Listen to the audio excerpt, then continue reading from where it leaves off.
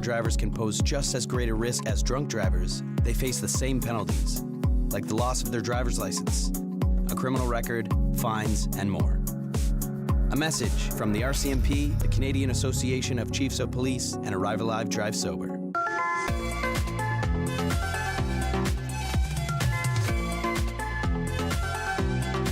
You're watching Rogers TV.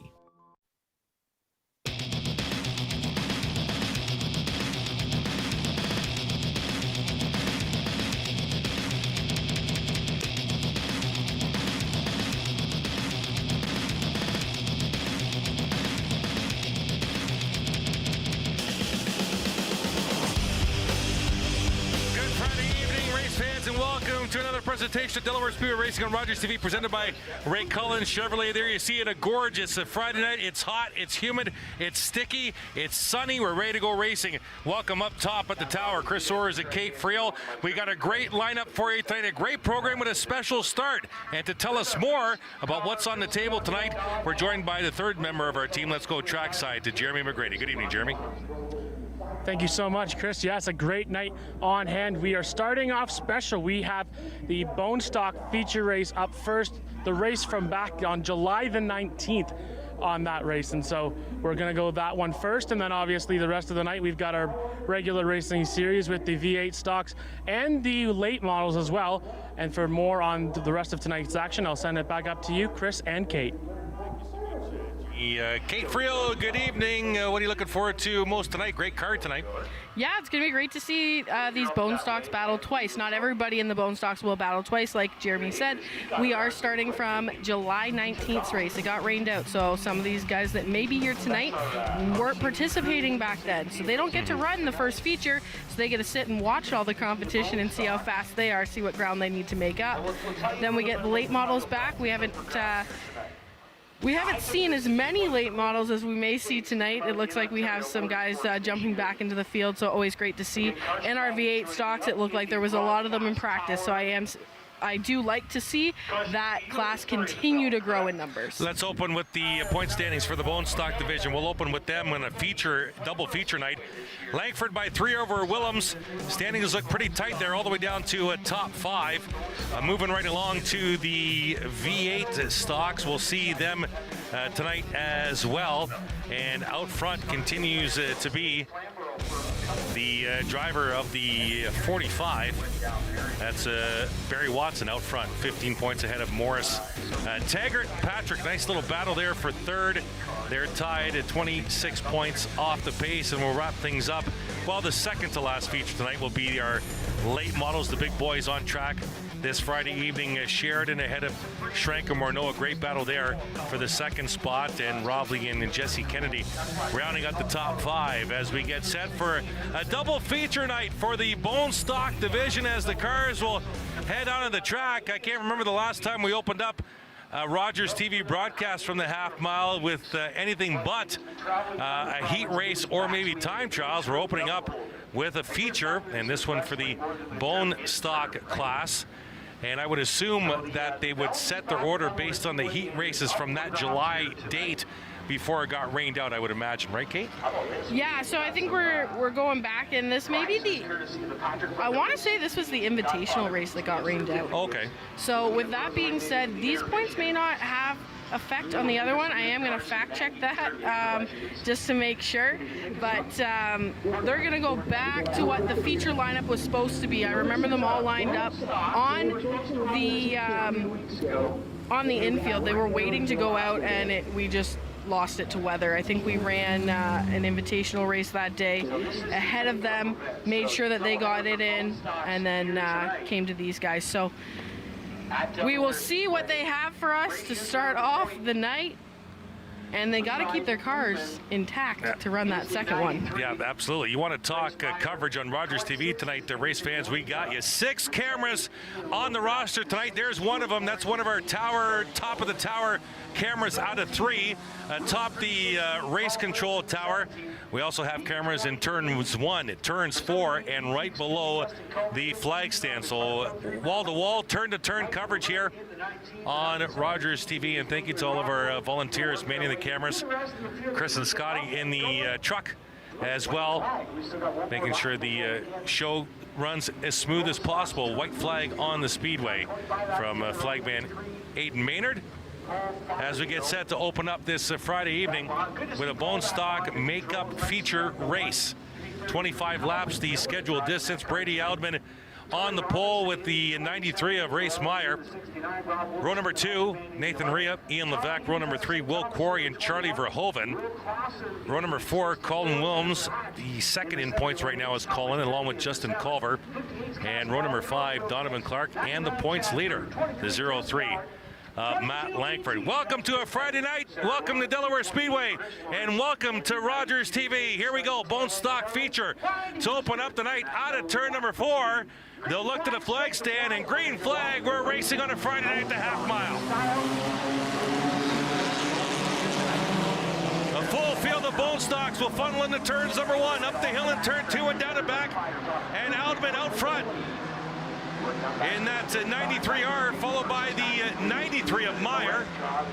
Rhea up to third in that green and black, number 26, as they'll come through turns 3 and 4. And it's going to be Aldman who leads the opening lap. Rest of the field trying to get settled in here. Verhoeven will start to move on the outside, up to third now, and Charlie Verhoeven's trying to come to the front early. To the high side of Rhea. Levesque in 5th, Colin Wilms in 6th, but Aldman's starting to pull away now. The 7 of Thomas Jeremy's off track and being pushed back to his pit stall as well. And I did do a little bit of research there. This race is actually from July 11th, and it is a points race. We just got rained out as we put the OSS on the track, made sure that they got theirs in as they were a traveling series, and we were rained out of this one. All right, so let's look at the points leader. He's in 14th place. Second in points is in 5th, and third in points is up to 2nd. There's the red number 8, that's Charlie Verhoeven. And he's trying to get the leader to bridge that gap between Meyer and Aldman at the front of the field. Levesque is tucked in nicely behind Meyer. There you see the red 10 of Ian Levesque. That's 4th spot. Then 3 wide behind them, including the blue 17 of Colin Wilms on the outside of Nathan Rhea. Let's go underneath the flag stand as the bone stocks whiz by. Another car into the pits from the backstretch. That's the 97. Coming for a consultation into the pits as Verhoeven continues to track Brady Aldman down at the front of this field. We'll look for Langford, and Matt Langford is marred back in traffic down to 17th spot. The points that are having issues in that 03. There you see him right side of your screen. Orange, black, and red machine. Sorry, orange, black, and white machine. Finding difficulty in the back of the field. Contact, that's the 6 of Quarry on your screen.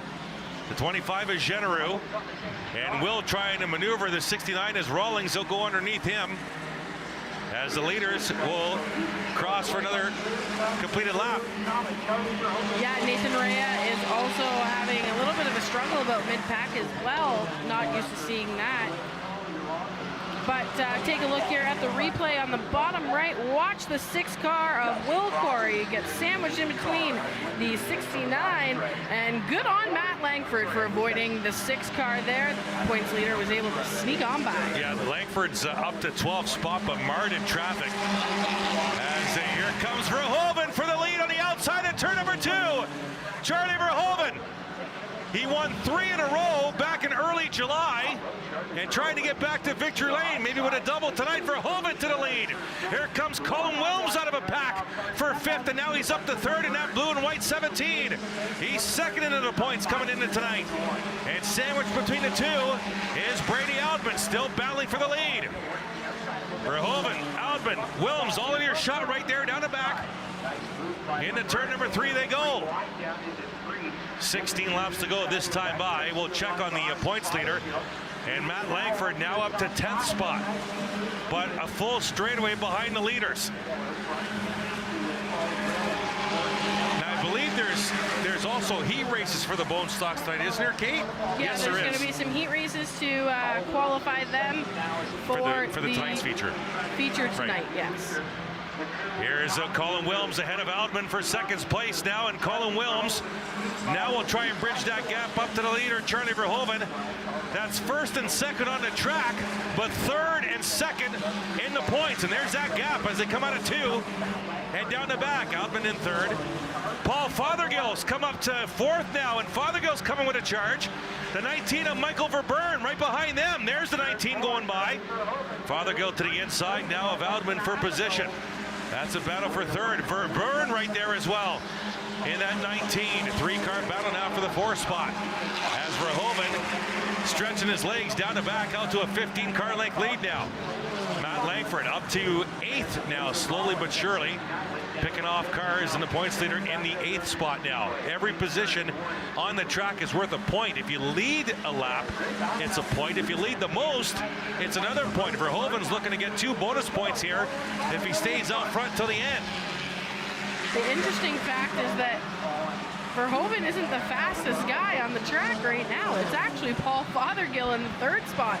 Fothergill's moving and making up ground in quite an impressive fashion. So watch out for that 33 BT of Paul Fothergill. Yeah, right behind the 17 of Colin Wilms. They'll go up the hill in turn 2 and down and back another time.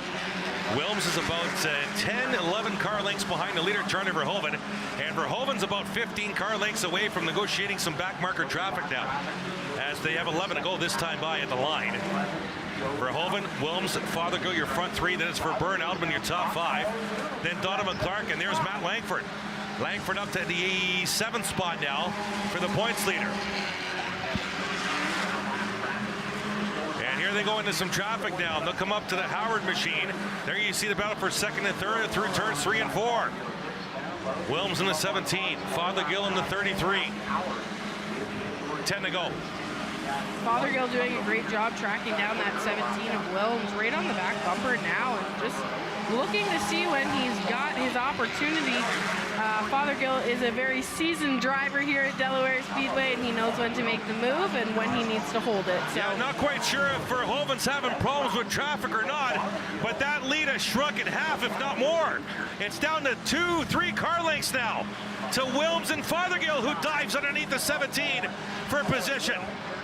Verhoeven will go to the outside of the 23 Howard machine to put the 23 a lap down, and will stay on a high side to put the 99 of Chad Prue down a lap. Fothergill now up to second. Leaders in heavy traffic now. 8 to go at the line. And the leaders will stay on the high side here. 3 wide. Verhoeven at the check there as the black 7 came up the track a little bit. And Fothergill's there. Great run by the 33. They'll draw almost even at the score clock. And Fothergill will grab the lead.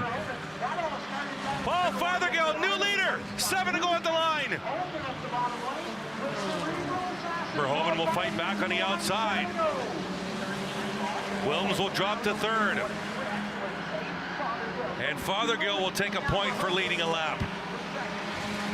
The question is, how many has Charlie led? Has it been enough to lead the majority? It'll be close. I don't have the stats on that, but it would be close. Leaders heavy in traffic here. Take a look at this replay for the lead change. You see the 33 using that inside of the 8, but also using that lap car to its advantage. He's able to take the lead there over the 8 of Verhoeven. Fothergill, definitely the fastest car in the track, has increased his lead over Verhoeven by about 6 car lengths here. Out of turn 4, a handful of laps to go this time by. Verburn in 4th, Clark in 5th. Langford's up to 6th now, just outside the top 5 for the points leader. But he's a 7 car lengths behind that 5th position running Donovan Clark. Fothergill, your leader. There's Verhoeven and Wilms on your screen, 2nd and 3rd respectively. As they come around and complete another lap, 4 to go here. Here's Langford right now in the 6th spot. There's Donovan Clark right in front of him. We are experiencing very, very light drizzle right now at the Speedway. It should not affect the bone stocks as much as it would the V8 stocks in the late model. So they're going to keep them green here, if I'm not mistaken, especially with 3 to go next time by. And it's all Fothergill side by side for second to on turn number 4. And Verhoeven might have lost some tires over the last few laps, Kate, because Wilms will catch him and pass him. Yeah, I'm watching Verhoeven's lap times too, and sometimes they are struggling a little bit. They haven't been very consistent, so I'm wondering if something's amiss on that 8 machine. Well, now he's fallen back into the clutches of the 19, just off screen to your right, Michael Verburn in the 4th position. There's the 19, and Verhoeven has to protect. 2 laps to go here, and Verhoeven's going to let him go in the inside. And Verburn will grab a spot. The 8 of Verhoeven falling back. The good news is he's half a straightaway ahead of the next position car, which is Donovan Clark. But he's losing valuable points to the points leader, Matt Langford, who's recovered nicely to run 6th right now. White flags in the air for the 33 of Paul Fothergill. One more lap to go for the 33. Up the hill in turn 2, down to back for Fothergill, who's been the strength of this feature without comparison. Fastest car. Wilms getting tracked down by Verburn. Here comes Fothergill out of turn 4. Bone Stock feature race number 1 tonight goes to the 33 of Paul Fothergill. Colin Wilms 2nd. Verburn will come home 3rd. Verhoeven 4th. It'll be Donovan Clark in 5th, holding out Matt Langford in 6th. Oudman, Tori Robinson, Ian Levesque, and Justin Culver will round out the top 10. And let's complete the running order for you. Race Meyer in 11th, and Cassie Howard, Len Starrett, Adam Genereux, Will Quarry, your top 15. Joe Kicks, Kyle McMillan, Nathan Ria, Tom Hughes, Rob Wollaston, your top 20. William Clausen, Jesse Howard, Chad Prue, Sarah Lawrence, Ryan Houston, Jennifer Hatch, Mitchell Rawlings, David Rockwood, Thomas Jeremy, that's your top 30, and Chris Lawrence in 31st in the 28th position. But there is your winner of Bone Stock feature race number 1. This is a remake from a July 11th rainout. The 33 BT of Paul Fothergill climbing out of the car. Very rare on a Rogers broadcast. So we have a trackside interview right off the top of the show, as we'll send you down in a matter of moments to Mr. Jordan Maudsley, as Fothergill recognizes the crowd in attendance here tonight on a Friday night at Delaware. And he'll probably take off his bucket first. And let's go down to trackside.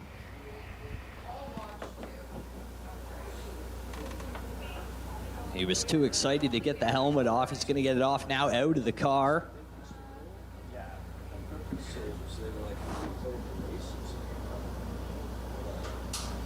Paul, we've done this before, but never in front of a bone stock. What's this one mean to you? It's a lot. It's been a while since I've won. The first one here, great. Good to be in Pennzoil, Victory Lane, and Toyota Litto for the sponsoring of their vehicle. I can't breathe. Thanks for a big crowd coming out. I had a good time out there. I don't know what happened to everybody else, but I just kept going and going, pushing. The car got better the longer we ran. Thanks to the guys. Really good race. How much fun is it racing these bone stocks? It's hard. It's very close. A lot of people, like 10 guys at the top, are close. I don't know what happened tonight. I mostly got my car set up good for tonight, but yeah, it was really good to come out here, and I couldn't see much. I didn't even know I was leading really till right at the end. I didn't know if somebody else was up front or anything. I got the hands device on, and I can only look down the front straightaway to see the scoring board, and I couldn't tell who was in the lead, but that was good. I really enjoyed it. Thank you. Excellent run by Paul Fothergill in the Winner of Bone Stock feature race number 1, Paul Fothergill. We have heat racing coming up next. Delaware Speedway Racing on Rogers TV, presented by Ray Cullen Chevrolet.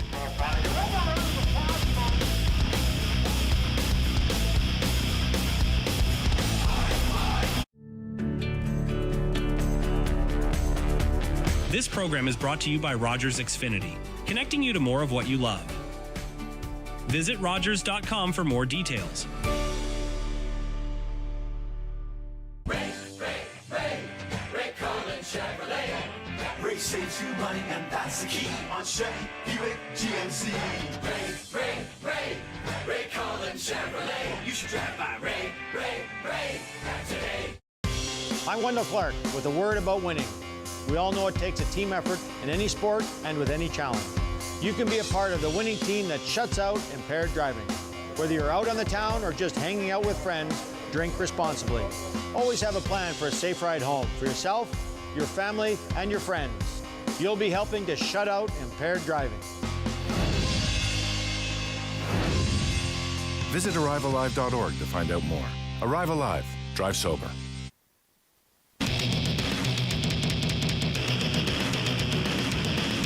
Welcome back to Delaware Speedway Racing on Rogers Speed, presented by Ray Cullen Chevrolet. Show your support for Delaware Speedway with the latest 2025 season merchandise, from classic hoodies and comfortable t-shirts to stylish hats. There's something for every race fan, whether you're watching from the grandstands or following the action from home. You can shop anytime online at DelawareSpeedway.com. Order now and represent the Speedway and excitement of Delaware Speedway in style. Welcome back. Top of the tower here. Chris Soares, Kate Friel, Jeremy McGrady down at trackside. Paul Fothergill as we get set for V8 stock heat racing. Fothergill did mention, well, my car is obviously set up pretty good. I'm not quite sure what it's going to be for nighttime. How much can a car setup change from sunshine to nightfall? So I say all the time, you need to have two setups. You need to have a warm setup and a cold setup. You need to have something that's going to be adaptable. And that's why I say that mostly every race team needs to have, I call it the binder, and it's always to go to check your setups, check your air pressures, check what the tire temps are at the end, and see really how you're running and what you like as a driver, because every driver is different. So Paul may like it loose. Other drivers might like it to be tight and then snap loose. So everybody's a little bit different, and I'm sure that there is a wealth of knowledge in that pit, and they'll have no problems getting this feature race ready. All right, heat racing time here. We'll open up with the V8 stock division. Remember, this is the breakout rule division. 21.1 second breakout. Kate, take us through the breakout rule for us again, please. So breakout time here for the V8 stocks. It keeps this class competitive, and it lets us run more than one looking type of vehicle out there, as you can see by these vehicles going around the track. So no car can go under a 21.1 second. So if they go 21.099, they have to have a stop and go penalty on the backstretch, where they're kind of pulling in right now. They're going to pull off. They are going to stop and then rejoin the field. All right, getting set for heat race number 1 with the V8 stocks. We got Darren Wright, the pole car in the 62, outside to 91, Chad Clutterbuck. A field of 9 here. Looks like we might have 15 to 17 cars total. That's great, great flag. V8 stock, heat race number 1. Good start for Darren Wright in that 62 machine. Clutterbuck trying to fight back by losing traction in turn number 2. And Wright off to the races here. Here comes the 4 of Kevin Wheaton inside at Clutterbuck for second spot. There's the blue deuce of Doug Stewart. The black number 3, that's Mike Howard on the inside. It's all Darren Wright right now. And a quick opening lap. Remember, the first lap, they can go full out because they start at a caution speed. Now they got to time their lap. Do you want to set up your car or do your time? Oh, Wright's very loose in turn number 4, but he righted the ship. He won't speed on that lap. Do you want to have a car set up that you can hammer it through turns 1 and 2, or do you want to hammer it through turns 3 and 4? You can't do it all the way. I've got a car wreck around in turn number 2, and a car around with smoke coming out. And we're still green on the racetrack. We're waiting, and we're going to put it out. And that's caution on the speedway. It's the 52 of Randy Martin, I believe, that is around. That is the 52 of Randy Martin. And let's go to the replay here, Kate. Watch, 52 is that green and black car. Silver car on the inside is Chad Clutterbuck. Looks like the 52 out on the outside and may have made some contact there with the 91 of Clutterbuck, and around they go. Yeah, do you think that both kind of Clutterbuck came up and Randy came down a bit, do you think? I think it was a bit of both on that one, especially from that angle. We're getting reports of something on the right side of the Mike Howard machine. Black number 3. Let's go to the replay here. There's Howard. Look at that right rear tire, Kate. That thing almost came right off. Am I seeing that correctly? That tire looked like it almost came right out from that. Oh, maybe not. I think it's just the way that fender's set up, but because the right front looks the same, doesn't it? There was a little smoke happening there. I think he hasn't raced here in 4 or 5 years. Yeah.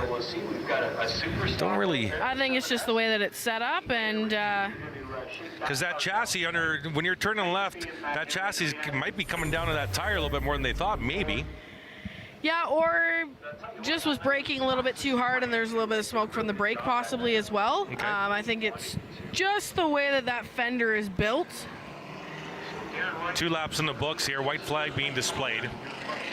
8 still to go in this V8 stock heat race number 1. Darren Wright still your leader. Now you got Kevin Wheaton on his outside. You can also see right there, you saw Randy Martin coming into the corner, and that front end is a little jacked up. So remember, they can go full out on their full first lap from a original start or a restart, because they're starting at this speed right now, a caution speed. So unless they do something extraordinary, they will not break out on the first lap of a restart. So that's when you'll see a lot of the drivers try and get as many possible positions as they can. Here they come. Green flag. V8 stock heat race number 1. Right on the inside, Wheaton on the outside. And it's Stewart and Howard. Here's Stewart now to the inside of the 4 of Wheaton.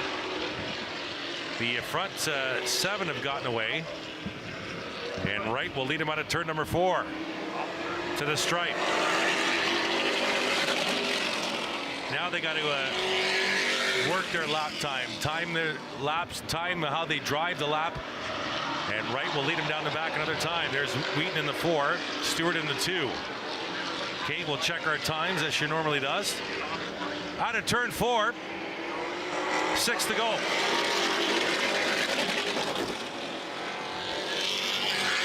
We're getting into some 21.1 second laps, but nothing breaking out just yet. The lead pack into turn 3. Wheaton trying to challenge on the outside. Here comes Stewart in that blue deuce. 95 of Lucas Orr is there as well.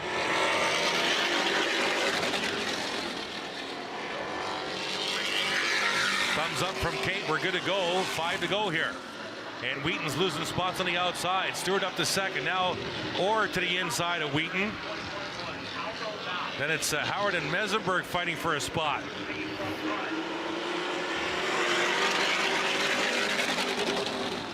Oh! The leader broke out. And so did the second place Doug Stewart. The front 2 have broken out.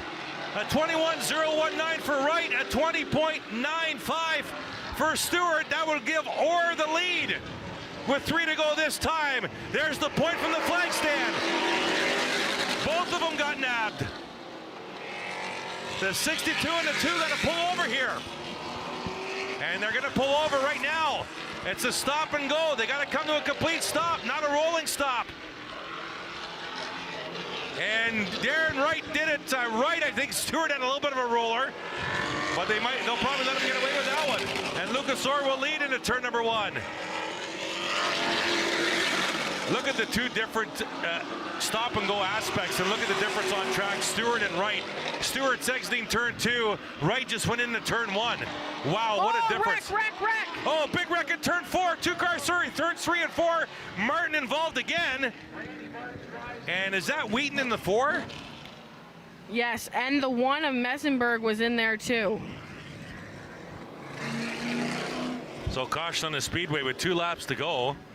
That'll help Stewart and Wright for sure. And we got a couple of looks I'm hearing here. Let's go to look number 1.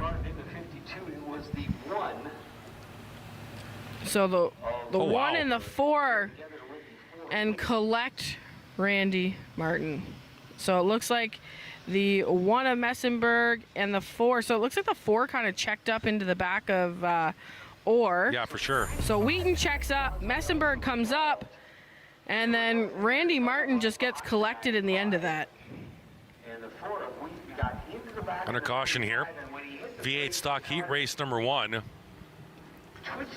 Did it look like Clutterbuck came up the track again like he did with that incident in turn 1, Kate?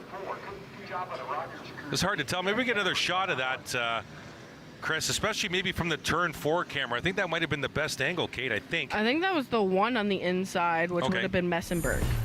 Here's that look, Kate. Take us through it again. Here's that turn 4 camera. Okay, so watch the leader kind of gets bumped into by the 4. The 4 checks up. I think the 4 might come I think Wheaton might have came down a little bit on Messenberg and unfortunately collected. Yeah, right. Randy Martin was a casualty. Yeah, and Kevin Wheaton, I don't think can get out of the car yet because of where the 52 is. I thought that the 4 looked loose. The 4 looked loose coming down on Clutterbuck. That's Messenberg on the inside. That's the one in Messenberg. Oh, I'm sorry. Clutterbuck The 4 looked loose towards the coming back. in on Messenberg. Yeah, and then the other angle kind of looks like the Messenberg comes up a little bit. So I don't know if that was just everybody racing. I know that when the 4 checked up, the back end may have stepped out a little bit as well, pointing the inside of that front tire in towards it. But with the 2 different angles. Yeah, here's another look. So the one's there. The 4 gets into the back of the 95. But the 4 starts coming down here. If you look. The 4 is already coming in, and the 1's on the inside. And Kyle's got nowhere to go. Kyle didn't. I don't think Kyle adjusted his line at all. So from that angle, I would say that Wheaton comes down a little bit onto Messenberg. But regardless, the person that suffers the most with absolutely nowhere to go is the 52 of Randy Martin. Yeah, and 52. I would imagine done for the night, maybe the 4 as well. We're under caution here on a Friday night. Delaware Speedway Racing on Rogers TV, presented by Ray Cullen Chevrolet.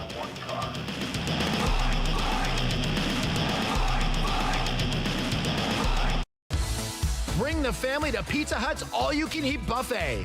Fresh pizzas, pasta, and salads, something for everyone. Great taste, great time, all in one place. Pizza Hut, where family meals are unforgettable. Hey, you want to see a show on Rogers TV that doesn't feature any human stars? Well, you've come to the right place. Watch Crumpet Corner, this brand new show full of laughs and, weirdness, chaos.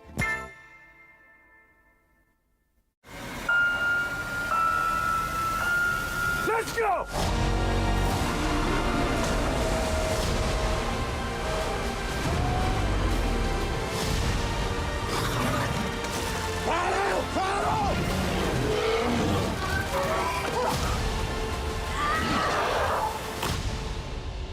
I'm taking her home with me.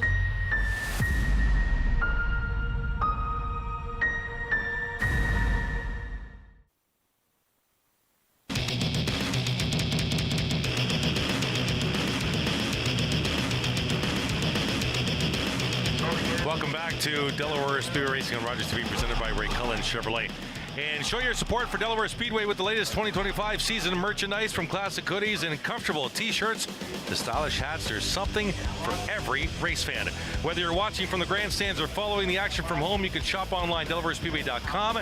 Order now and represent the excitement of Delaware Speedway in style. There you see the 52, Randy Martin, on the business end of the tow truck after an incident here. Heat race number 1 for the V8 stocks. Let's check in trackside with Jeremy. Thank you so much, Chris. I am joined by the driver of the 14 machine in the Bone Stock Series, Hannah Lamont. We just watched that wreck here on the corner. What was your view of it? That was a nuts view. I watched the 1 just go right over top of the 4's hood, and then everything from that just, wow. I can't believe that. That is just absolutely nuts to me. Like, I hope the 1's okay. I hope the 4's okay. I hope Randy's okay, because it does not look good for both those drivers, and I both know one of them very well, and I hope he's okay. And then earlier today, you had the opportunity to see our Rogers TV broadcast truck. What was your thoughts on that, and maybe your favorite piece of equipment that you saw inside of it?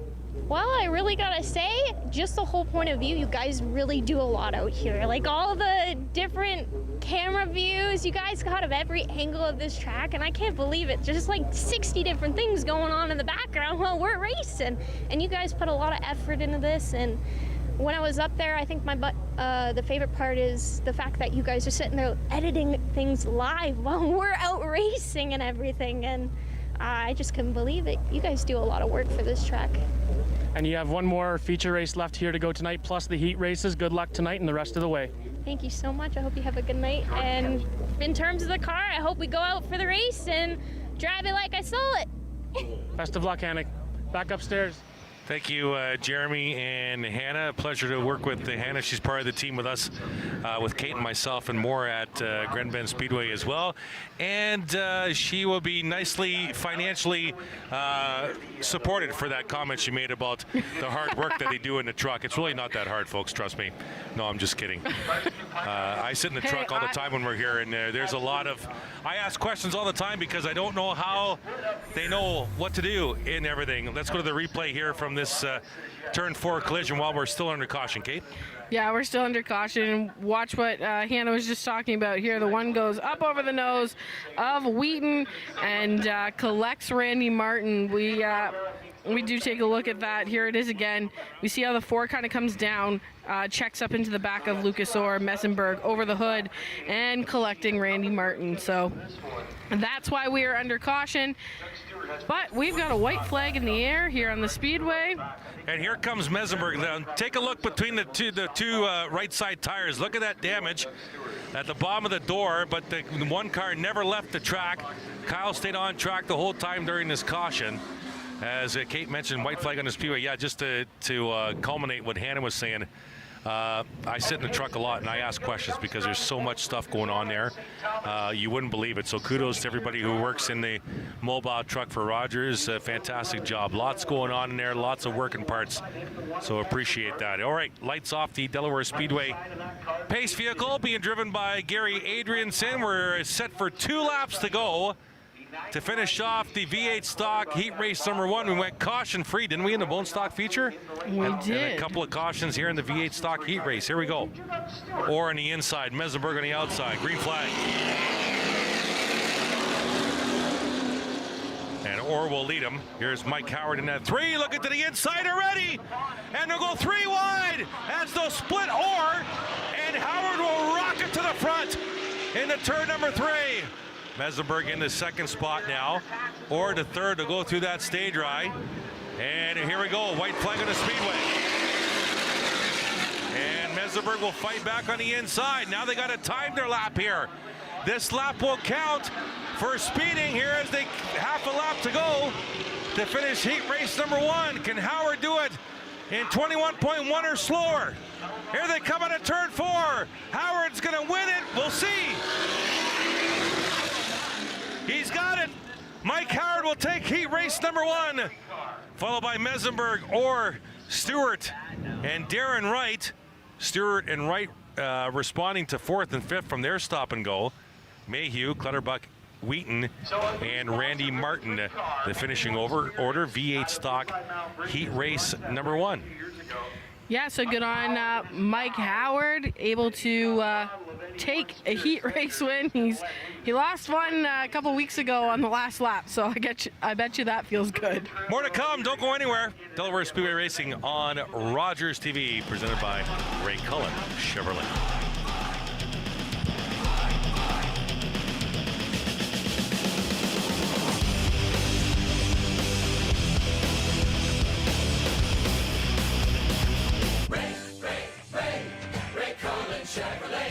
Hi, I'm Steve McCaw from Ray Cullen Chevrolet. Welcome to the 2025 race season. From the Ray Cullen Chevrolet family, we are excited about another great year.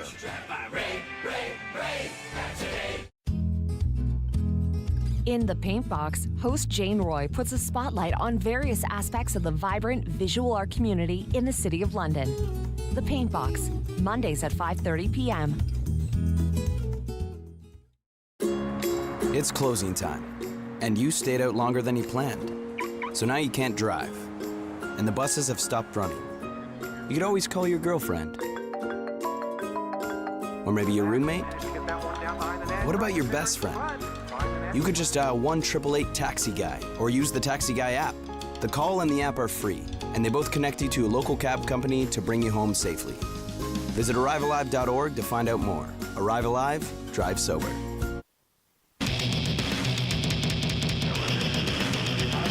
Welcome back at Delaware Speedway Racing on Rogers TV, presented by Ray Cullen Chevrolet. Chris Orrs, Kate Friel, top of the tower. Jeremy McGrady, trackside. Show your support for Delaware Speedway with the latest 2025 season merchandise. From classic hoodies and comfortable t-shirts to stylish hats, there's something for every race fan. Whether you're watching from the grandstands or following the action from home, you can shop anytime at DelawareSpeedway.com. Order now and represent the excitement of Delaware Speedway in Here's style. our very last restart, Kate, from the V8 stocks. Or actually, they were under green. Here we go. Yeah, so this was right. So just take a look. Oh, right there. Muffler off the one of Meserberg, clanging off the outside wall. Wow, good job by our camera people over in turn one. Well I'm going done. to say that's right off Mesenberg. Wow, we're getting set for V8 stock heat race number 2 to get on the track. And I believe the muffler was cleaned up a little while ago, so I'm not quite sure what we're waiting for here. We got a truck in this heat. It looks like over. Oh, we might be having issues with the Clutterbuck machine here. As we have our, obviously the safety crew on site, we have our trackside EMS on site. There you see on the right side the nose of the EMS unit. And there you see Chad climbing out right now, and very gingerly here. Did we miss something, Kate, on that finish? Definitely favoring maybe a wrist. Gonna get checked out here. So gonna get put in the medical first response unit. And I'm not quite sure. We're seeing if we could pick something up, but I don't remember anything with the Clutterbuck machine in the final stages of that heat race.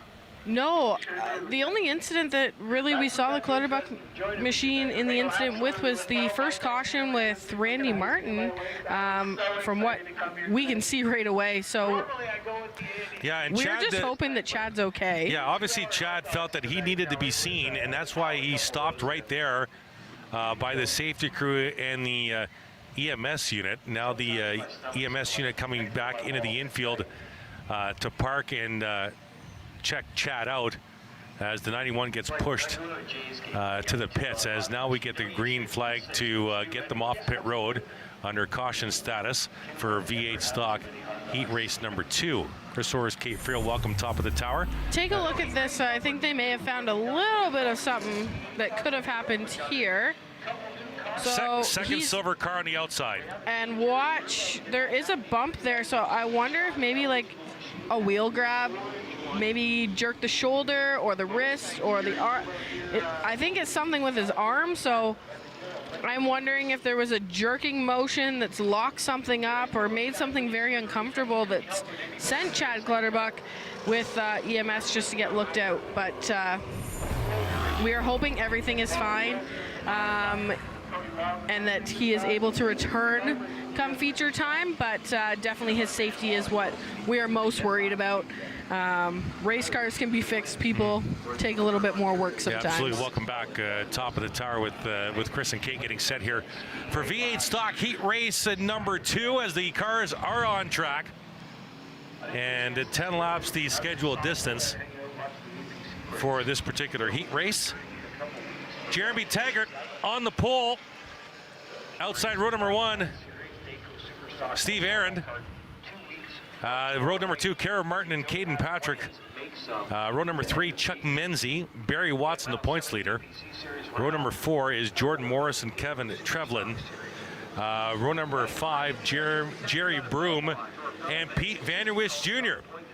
Coming from the Super Stocks to race a little V8 stock. And you wanted to touch base, I think, on the Trevlin machine, Kate, didn't you?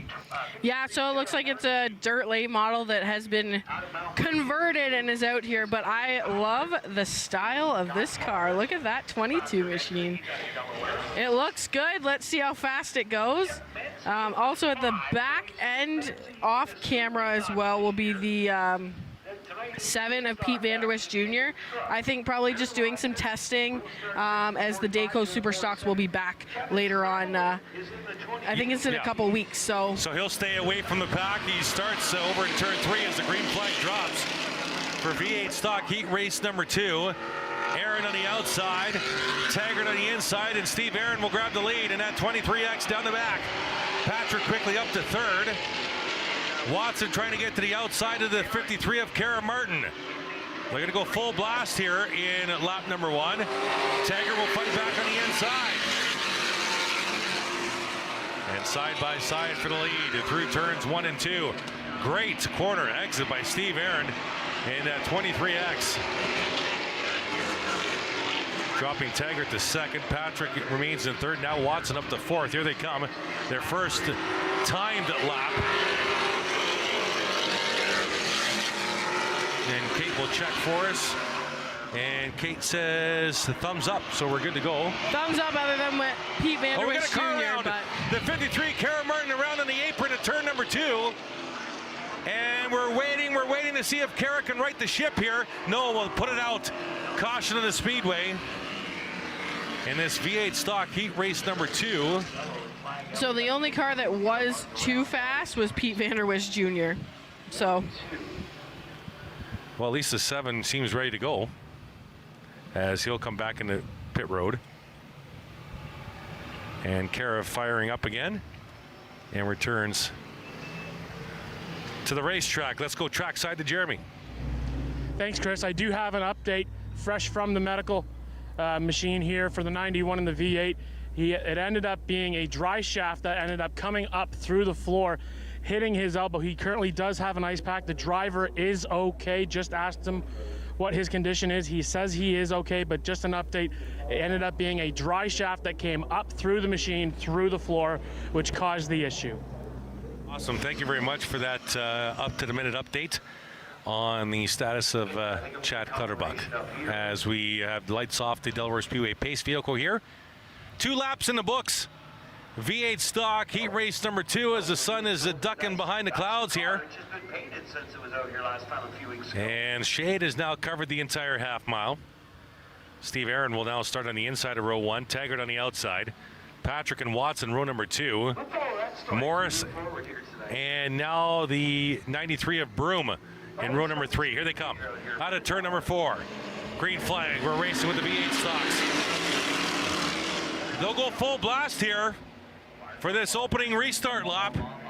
And Aaron will get another good start. Taggart and Patrick side by side for second. Watson a little tied up on the outside. Here comes Morris on the inside, just off screen. And the lead 6 trying to get away here. And Aaron will lead that lap.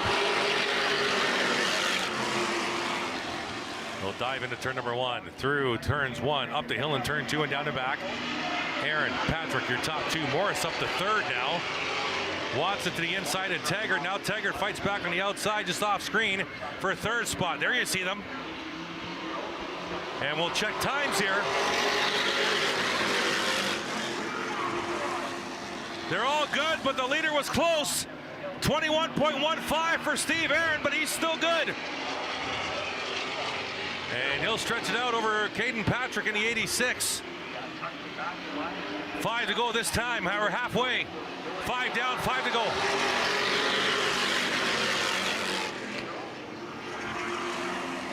Thumbs up from Kate. Everybody good as the field will rumble down the back. Morris up to third. Watson to the inside of Taggart for fourth, just off screen. There they are, side by side for fourth, and Watson will make that pass. Aaron comes around to complete another lap.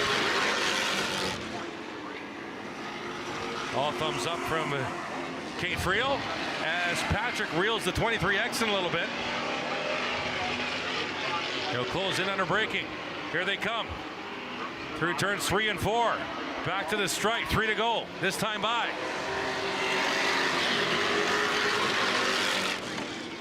And thumbs up again.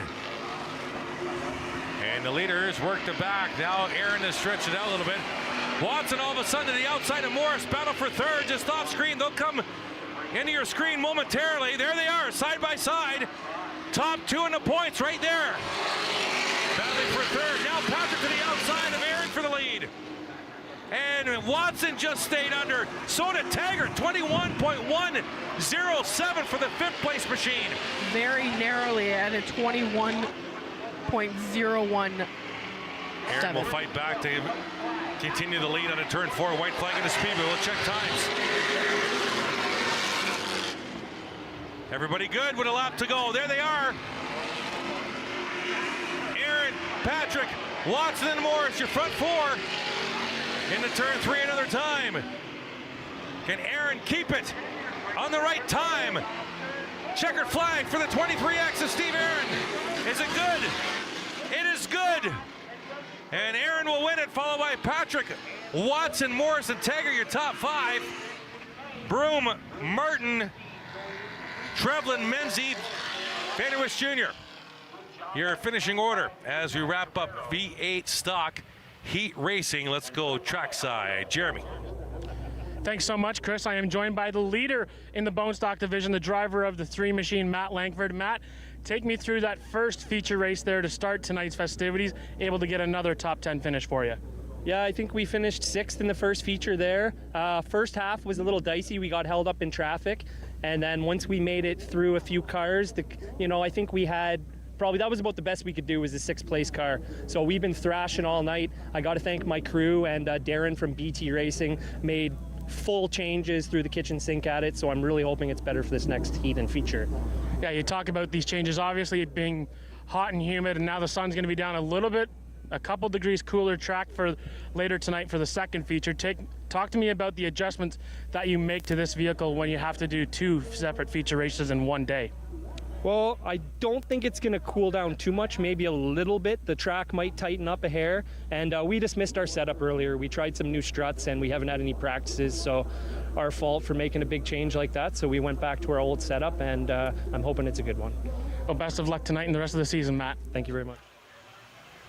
Thank you so much. And unofficially, Colin Wilms does lead the Bone Stocks after their heat races by 1 point over Langford. We'll be right back. Delaware Speedway Racing on Rogers TV, presented by Ray Cullen Chevrolet.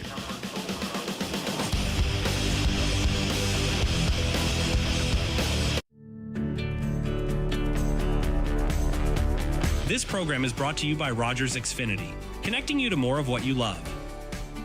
Visit Rogers.com for more details. Public transit, garbage pickup, parks and recreation programs, snow removal on your street. How can you stay informed about these and other important local services? Tune to City Council coverage on Rogers TV. See your community leaders at work on Rogers TV City Council coverage. Let's go!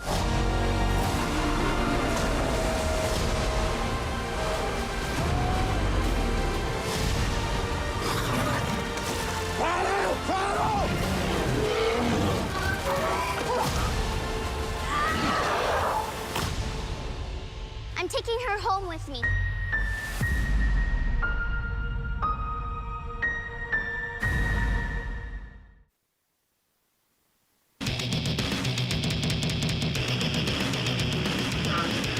Welcome back. Delaware Speedway Racing on Rogers TV, presented by Ray Cullen Chevrolet. Cue the romance theme song for that beautiful shot coming back in on a Friday night.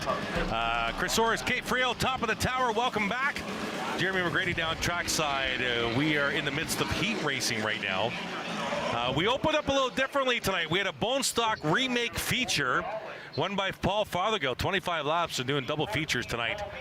They're coming up next after these late models for heat racing. Late models on track right now. Heat race number 1. Ronnie Beauchamp Jr., Logan White, row number 1. Lloyd Rawlings, Paul Major, row number 2. Johnny Arts and Ray Morneau, row number 3. Surprised to see the 0-3 there for Ray Morneau. Here they come. 10 laps of scheduled distance. Green flag with the late models underway. Ray Morneau has struggled to be in victory lane so far this season, but the consistency out of that vehicle has got him still near the top when it comes to the points. So whatever he's doing, it might not have to be flashy, but it's definitely working for the 03 team. Ronnie Beauchamp Jr. out front, Lloyd Rawlings in second spot. The Windsor boys out front early here in heat race number 1.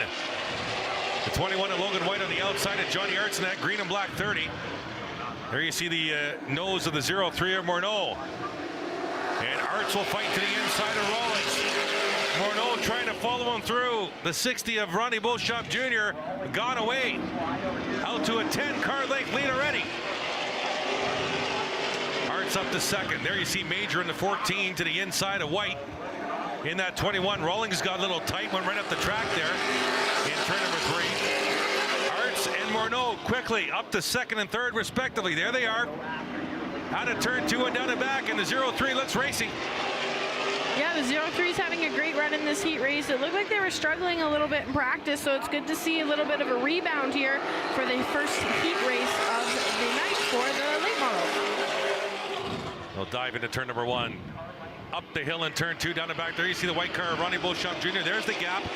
Beauchamp Jr. back to Arts and Morneau. And Major up to 4th as well in that 14. There's Paul. As they'll come out of turn 4. 5 down, 5 to go. Cross flags in the air at the flag stand. For the late models, heat race number 1. Arts got loose in turn 2, but got a good corner exit nonetheless. Actually out to about 2.5 car lengths before Morneau closes in under braking.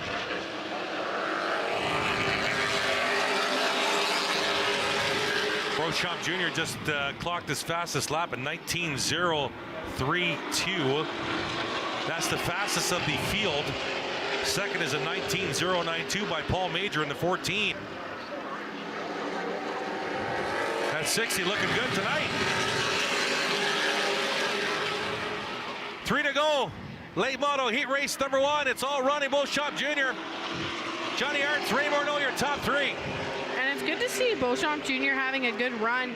He's had a very loose race car the last few times out to Delaware, and it just seems like that car just likes to kick coming out of 2. So really good to see the 60 at the front of this pack and having a good run. Yeah, Arts just clocked his fastest time, 19:133 last time by. White flag awaits this time by Ronnie Beauchamp Jr. in the white 60. He'll take it. 1 to go. Half a mile to go for the driver out of Windsor, Ontario. Ronnie Beauchamp Jr. off the hill and down the back. No contest from behind, just has to work 2 corners here. And out of turn 4, checker flag in the air. Late model heat race number 1, Ronnie Beauchamp Jr.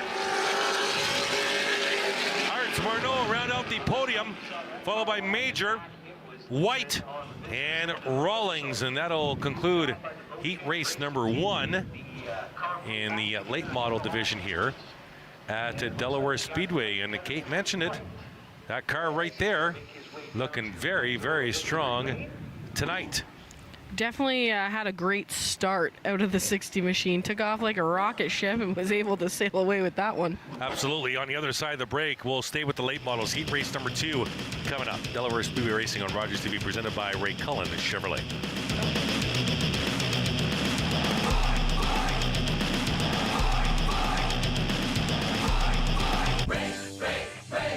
Ray Cullen Chevrolet. Ray saves you money, and that's the key on Chevy, Buick, GMC. Ray Cullen Chevrolet. You should drive by Ray today. Hi, I'm Dr. Mario Elia, host of Keeping London Healthy here on Rogers TV. Join us Wednesdays at 6:30 where we discuss health topics relevant to you and bringing on experts in the field to give you the best, most up-to-date information. See you then. After a night out with your friends, there's always options for getting home safely. You could call your BFF, your mom or dad, whoever you can count on for a safe ride home. You could call your favorite cab company or 1-888 taxi guy. Or you could use the Arrival Live smartphone app to help you choose your ride. Be it a friend, transit, or taxi, getting home safely is app easy. Now available for iOS and Android devices. Visit arrivallive.org to find out more. Arrival Live. Drive sober.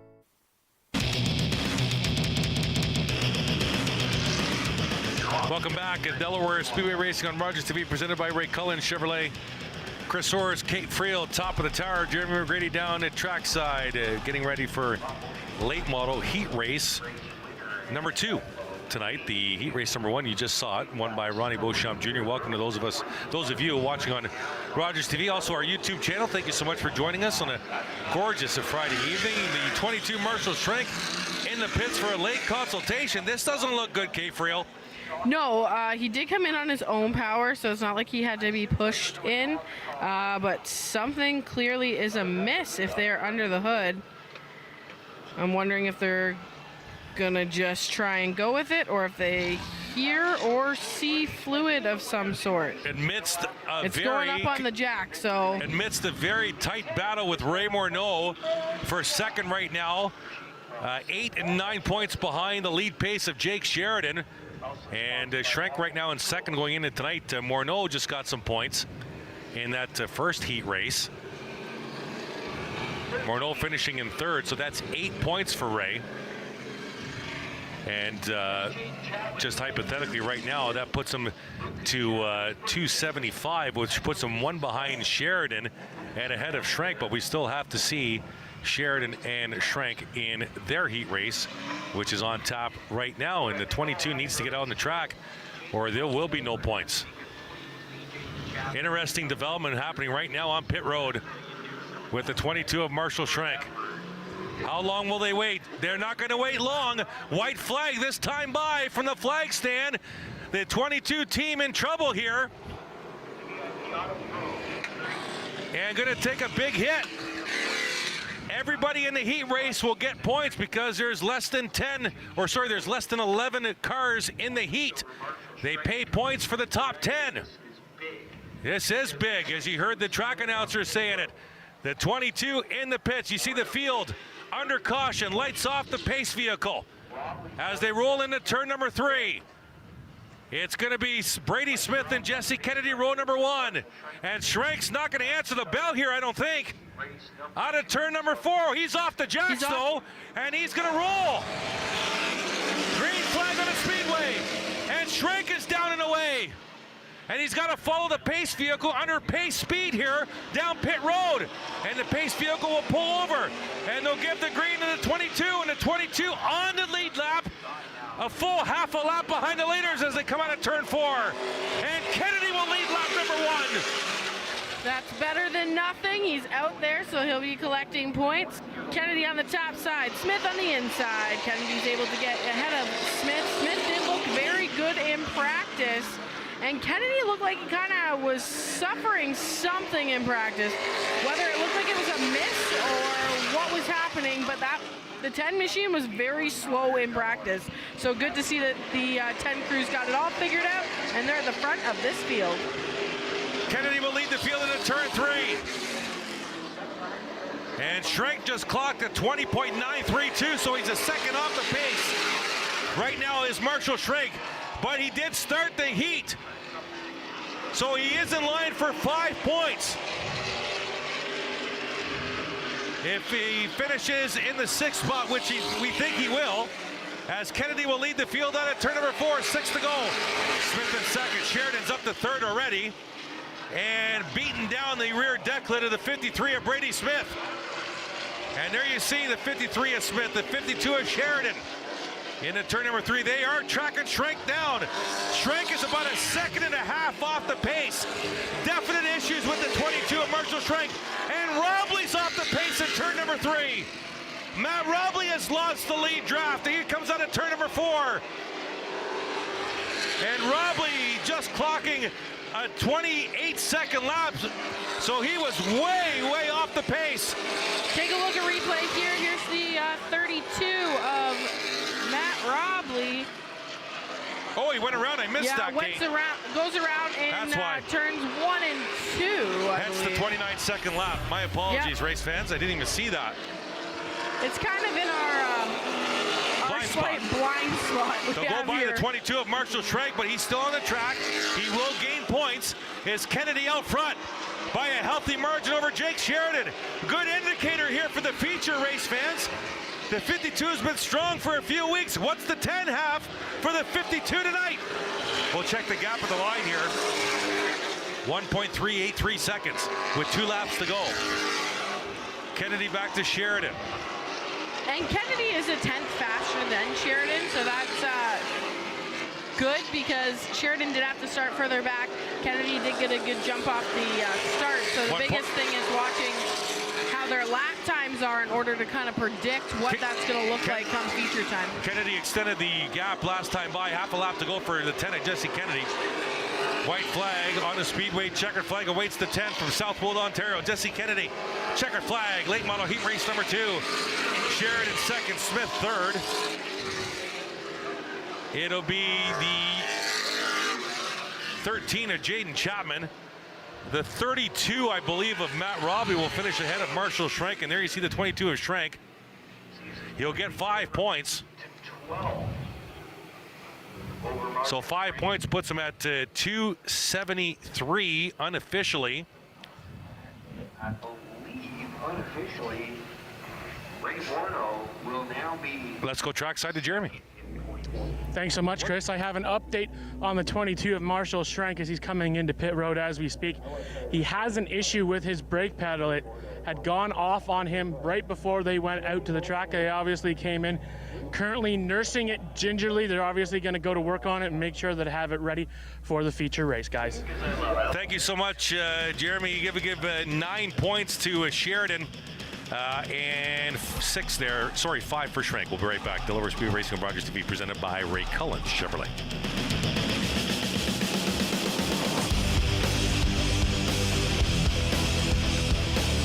Ray Cullen Chevrolet.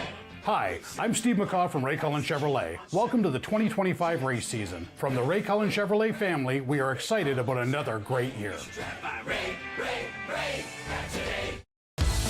Bring the family to Pizza Hut's all-you-can-eat buffet. Fresh pizzas, pasta, and salads, something for everyone. Great taste, great time, all in one place. Pizza Hut, where family meals are unforgettable. Jack 102.3, playing hits of the 80s, 90s, and more.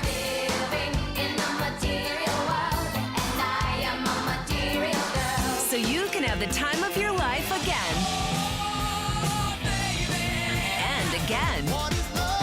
For hits of the 80s, 90s, and more, listen to Jack 102.3.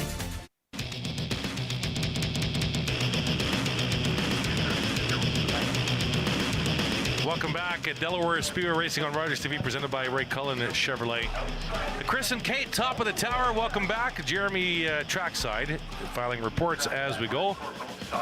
Just filed a great report on the 22 of Marshall Schrenk as the crew goes to work on that 22 brake problems. So unofficially, Sheridan gets 9 points.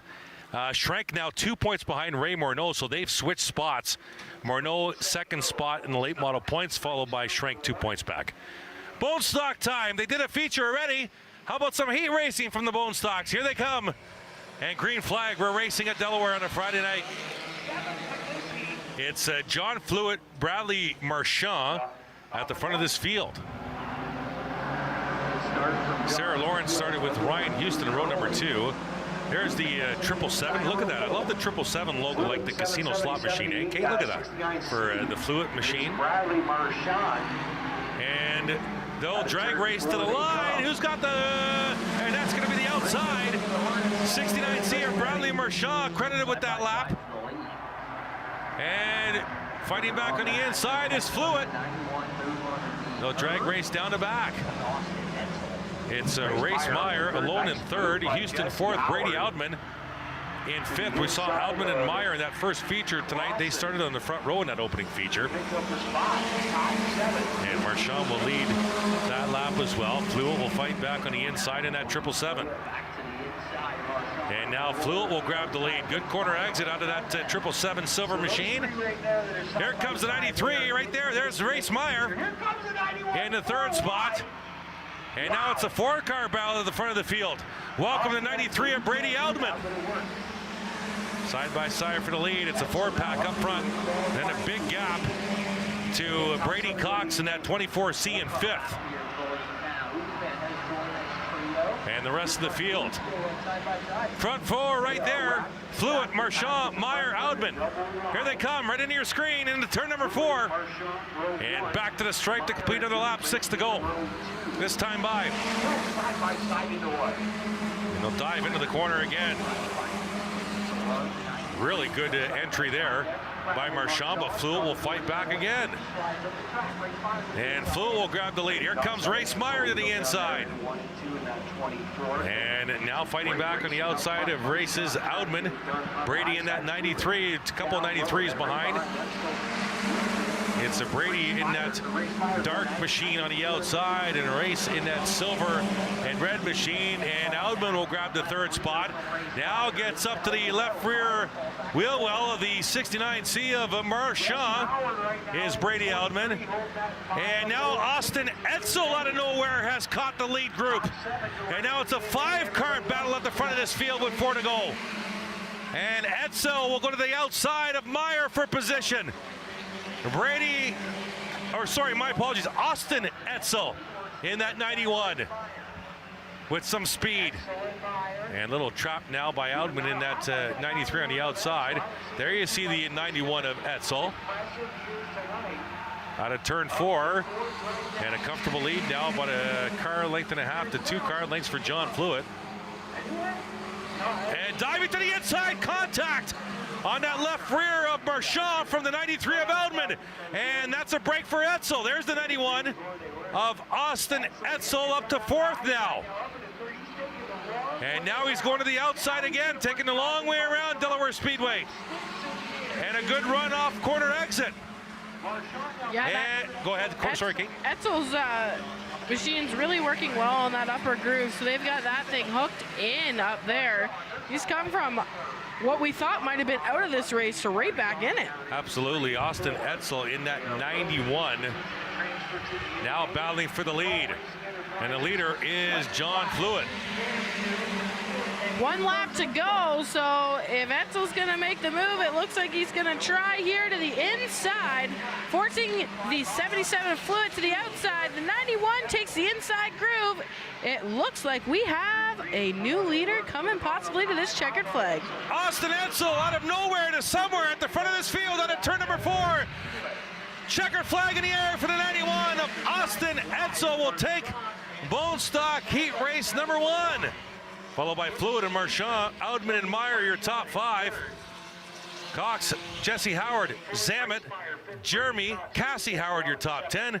Jennifer Hatch, Houston, Hank Clausen, Sarah Lawrence, your top 14. That's the unofficial running order. Bone Stock Heat Race number 1. And let's check in trackside with Jeremy. Thanks so much, Chris. I am joined by the driver of the 3 machine in the Pro Late Models here, Ray Morneau. Ray, unable to get the win there in that heat race there for you, but heading into tonight's feature race, what's going to be the key for you to get yourself into victory lane here tonight? Yeah, we got to get a good start. We got to get the car better too.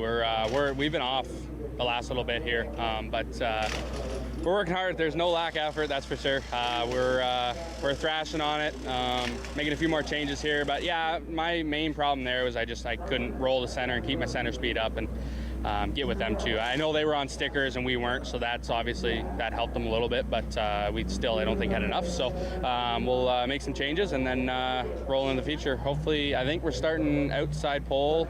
Depends where Jonathan takes. So we'll either be pole or outside pole. Now, obviously, consistency being key throughout this season. You've had to make changes throughout the car. Talk to me about those types of changes on a night like tonight where we've had another hot and humid day. Yeah, so it's, you got to keep up with the weather and the racetrack. The temperature's cooling way down right now. It was really, really hot earlier, and it's cooling way off now. So track should tighten up, speed should pick up. Practice times were way, way slow. So I'm expecting that, and hopefully we make the right adjustments and we can be fast too. Best of luck tonight, Ray, and the rest of the season for you. Thank you. Back upstairs. Right. Thank you very much, gentlemen. Jeremy along with Ray Morneau getting set for Bone Stock Heat Race number 2. We do have 3 scheduled for this evening, and then we'll go right back into feature races tonight. And I say back to features because we open up tonight, if you're just joining us, with a Bone Stock feature remake from a July 11th rescheduling. And then we went to the heat race format, and this is our last division For heat racing with the lights off, the Delaware Speedway pace vehicle, Chad Peru, Stan Cook out front. In row number 1, Ian Levesque, and the Wonder Bread number 12, Joe Kicks in row number 2. Tom Hughes, Rob Williston, row number 3. William Clausen, Nathan Rhea, row number 4. Mitchell Rawlings, Chris Lawrence, row number 5. Kyle McMillan, Mark Hutchison, row number 6. And Will Quarry, shotgun on the field. Here they come. Out of turn number 4, Bone Stock Heat Race number 2. Green flag, and we're racing with Prue and Cook out front.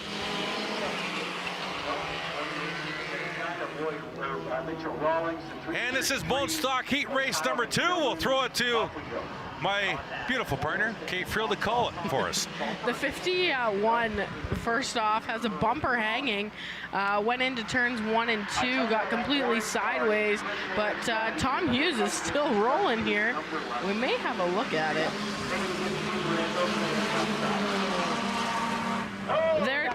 A bumper loose. There's a replay, bottom right, Kate.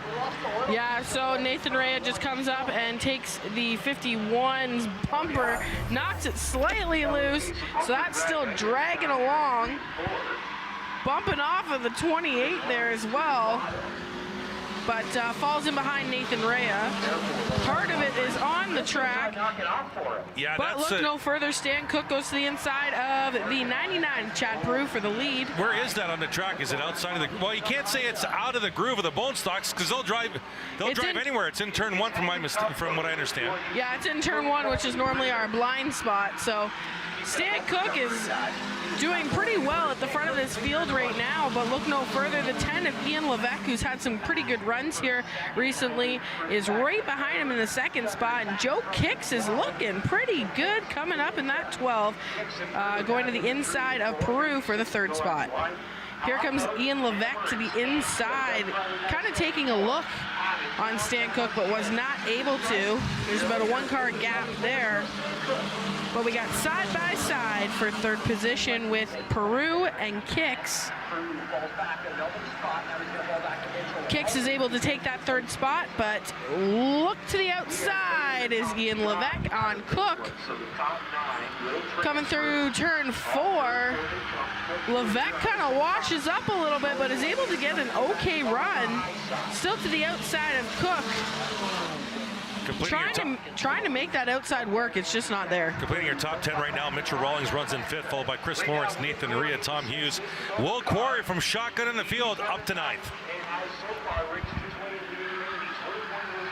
Ian Levesque's trying to make it work and trying to find a way around Cook, but Cook's running pretty good out there and just ran his fastest time. But still, Ian Levesque is faster, so Ian Levesque just has to be able to put down some consistent times in order to catch the leader here. Chad Peru's falling back in the field, going to come victim to the 26 of Nathan Rhea next. Ian Levesque gets another good run on that high side, but still not able to get the job done around Stan Cook. Lead threesome out by about 15 car lengths over the 4th place runner of Chris Lawrence as they'll come around. 2 to go. Yeah, bumper's still swinging on the 51. There's 2 to go. And Stan Cook's just hoping that they stay single file, but look no further. Mitchell Rawlings is looking to the inside of the 10 of Ian Levesque. Unable to do so. He's going to try and set himself up here in the corner. Looked like he ran that a little bit deep, braking a little bit later in order to try and get that run. Good run by Chris Lawrence from the back of the field up to 4th. 1 lap to go here, Kate. Yeah, with 1 lap to go, Ian Levesque's got to try and make a move now or it's going to be too late. To the inside he goes. Stan Cook comes down the track trying to pinch him and may just have done so, but Stan Cook tries to lay a huge block on the outside of the back straightaway, and it works to his favor. So Stan Cook, Ian Levesque, Mitchell Rawlings, Chris Lawrence in 4th, Joe Kicks round out your top 5. Nathan Rhea, Will Quarry, Chad Peru, Mark Hutchinson, and Tom Hughes there in the 51 round out your top 10. Good job by the 74 of Stan Cook. Great defense on that final lap. And great cornering through turns 3 and 4 in that outside lane to keep ahead and grab the heat race win for heat race number 2. Yeah, that block on the backstretch was definitely what sealed the victory there for Stan Cook. Absolutely. More bone stock heat racing on the other side of the break. Delaware Speedway Racing on Rogers TV, presented by Ray Cullen Chevrolet.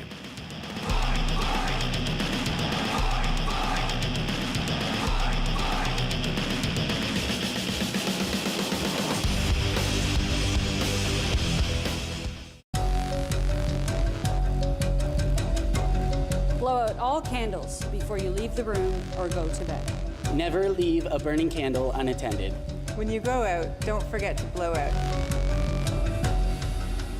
You're watching an interesting local show on Rogers TV and you want to know more. That's when you head to rogerstv.com. Our website provides more information about our programs, our hosts, our schedule, and about how you too can get involved with Rogers TV. Visit us online at rogerstv.com. The regulars, the guys who keep this place in business. Last week, they had something to celebrate. Jason had just finished university. So they toasted his profs, his TAs, his old roommates. Well, they toasted just about everyone. But I worry about and take care of my guys. So even when I know they're not driving, sometimes that means bringing them a little surprise. And then they had a drink to me. Brought to you by Smart Serve Ontario and Arrive Alive, Drive Sober.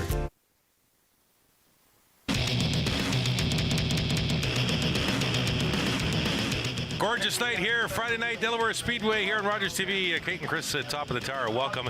Getting set for Bone Stock Heat Race number 3. Some storylines here. Paul Fothergill won the feature earlier tonight on a rainout. Can that 33 stay strong? Colin Wilms unofficially now the points leader by 1 point over Matt Langford.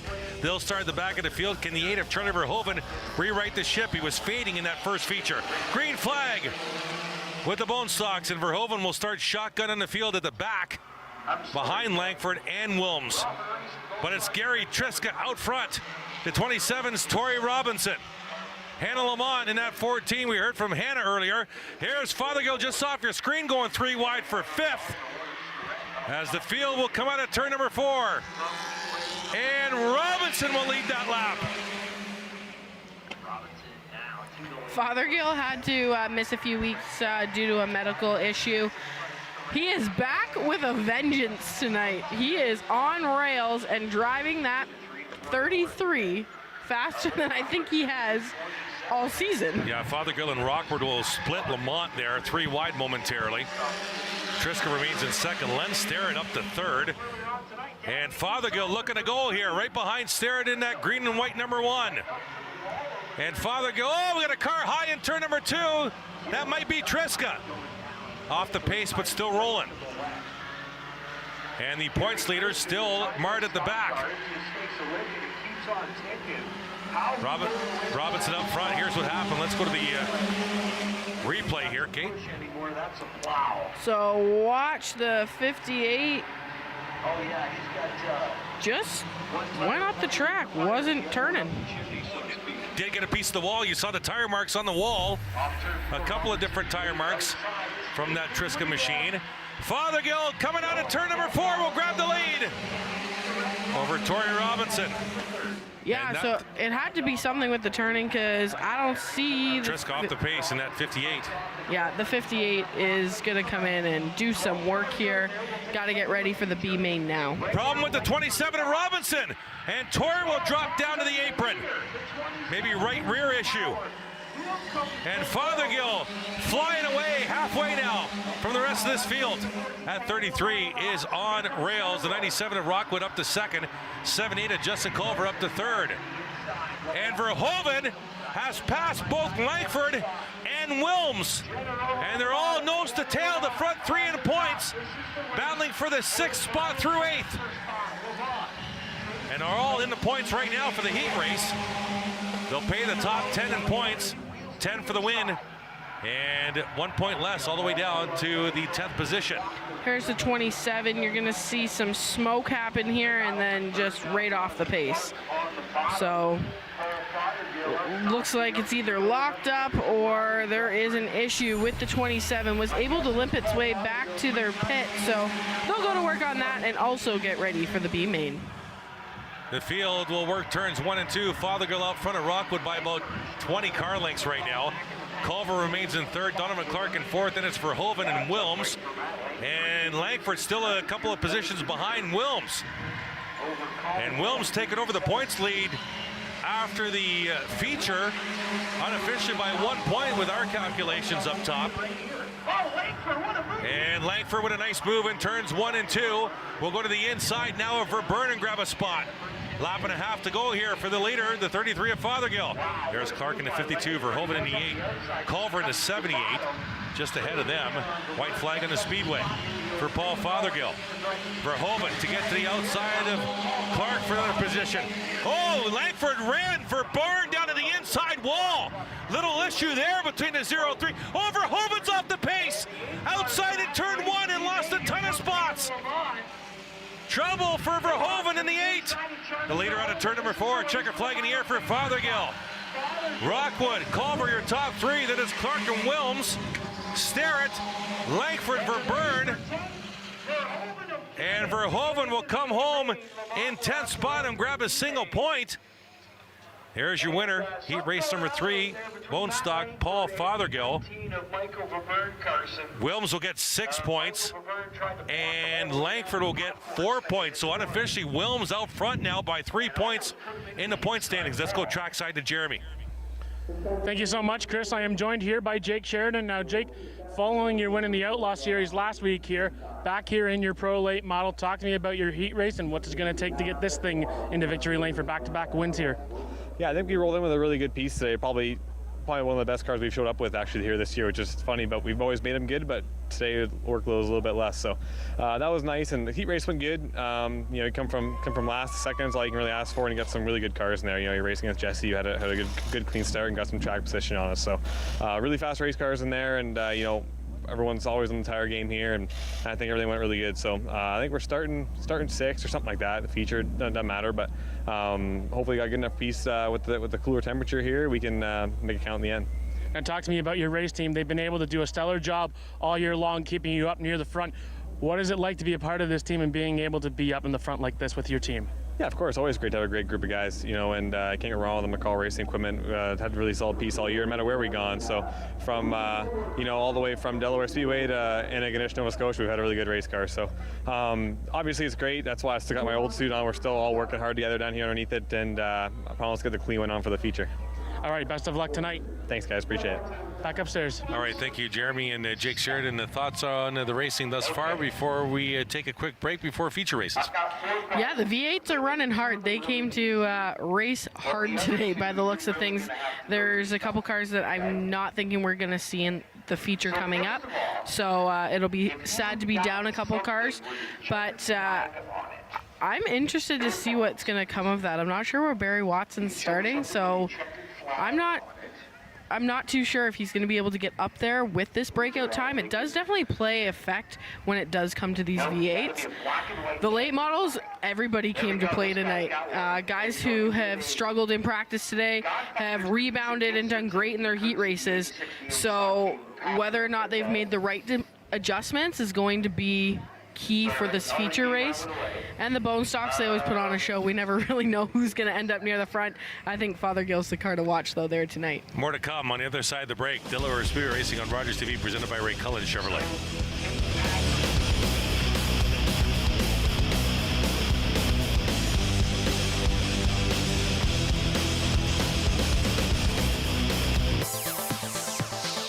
Join the high-energy bodyweight-based workouts of the Thunder Twins. Gerald and Harold will get all shapes and sizes up and moving. Catch the Thunder Mondays at noon. Hi everyone, my name's Emily Febry. I'm also known as Ranger M. I'm an environmental communicator and educator, and I get to talk to a lot of different people about all things nature and conservation. I love to knowledge share, and that's what I want to do with you. So come on, let's go learn with Ranger M. Everybody knows not to drink and drive, but some people still think it's okay to take drugs and drive. Police have the authority, the ability, and the tools to determine if drivers are impaired by legal or illegal drugs. And because drug-impaired drivers can pose just as great a risk as drunk drivers, they face the same penalties, like the loss of their driver's license, a criminal record, fines, and more. A message from the RCMP, the Canadian Association of Chiefs of Police, and Arrive Alive, Drive Sober.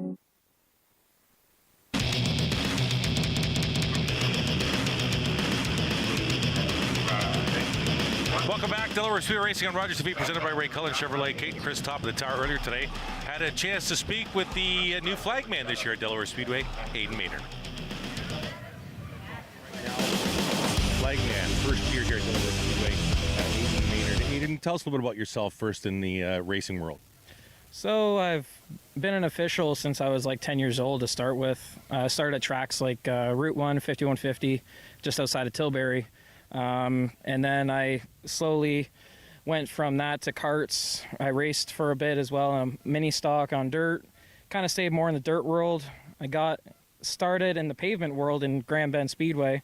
And then, I got the opportunity when I heard that Mackie was retiring. And I was like, you know what? I want to get in there. I talked to the people who I know and just got in here luckily, and they handpicked me, and it's been good ever since. Yeah, Aiden is from South Buxton, and as he mentioned, he's also race director this year at Grand Bend Speedway. When Scott retired, what was kind of the influence or kind of the thought process, say, hey, I'd be interested in that position?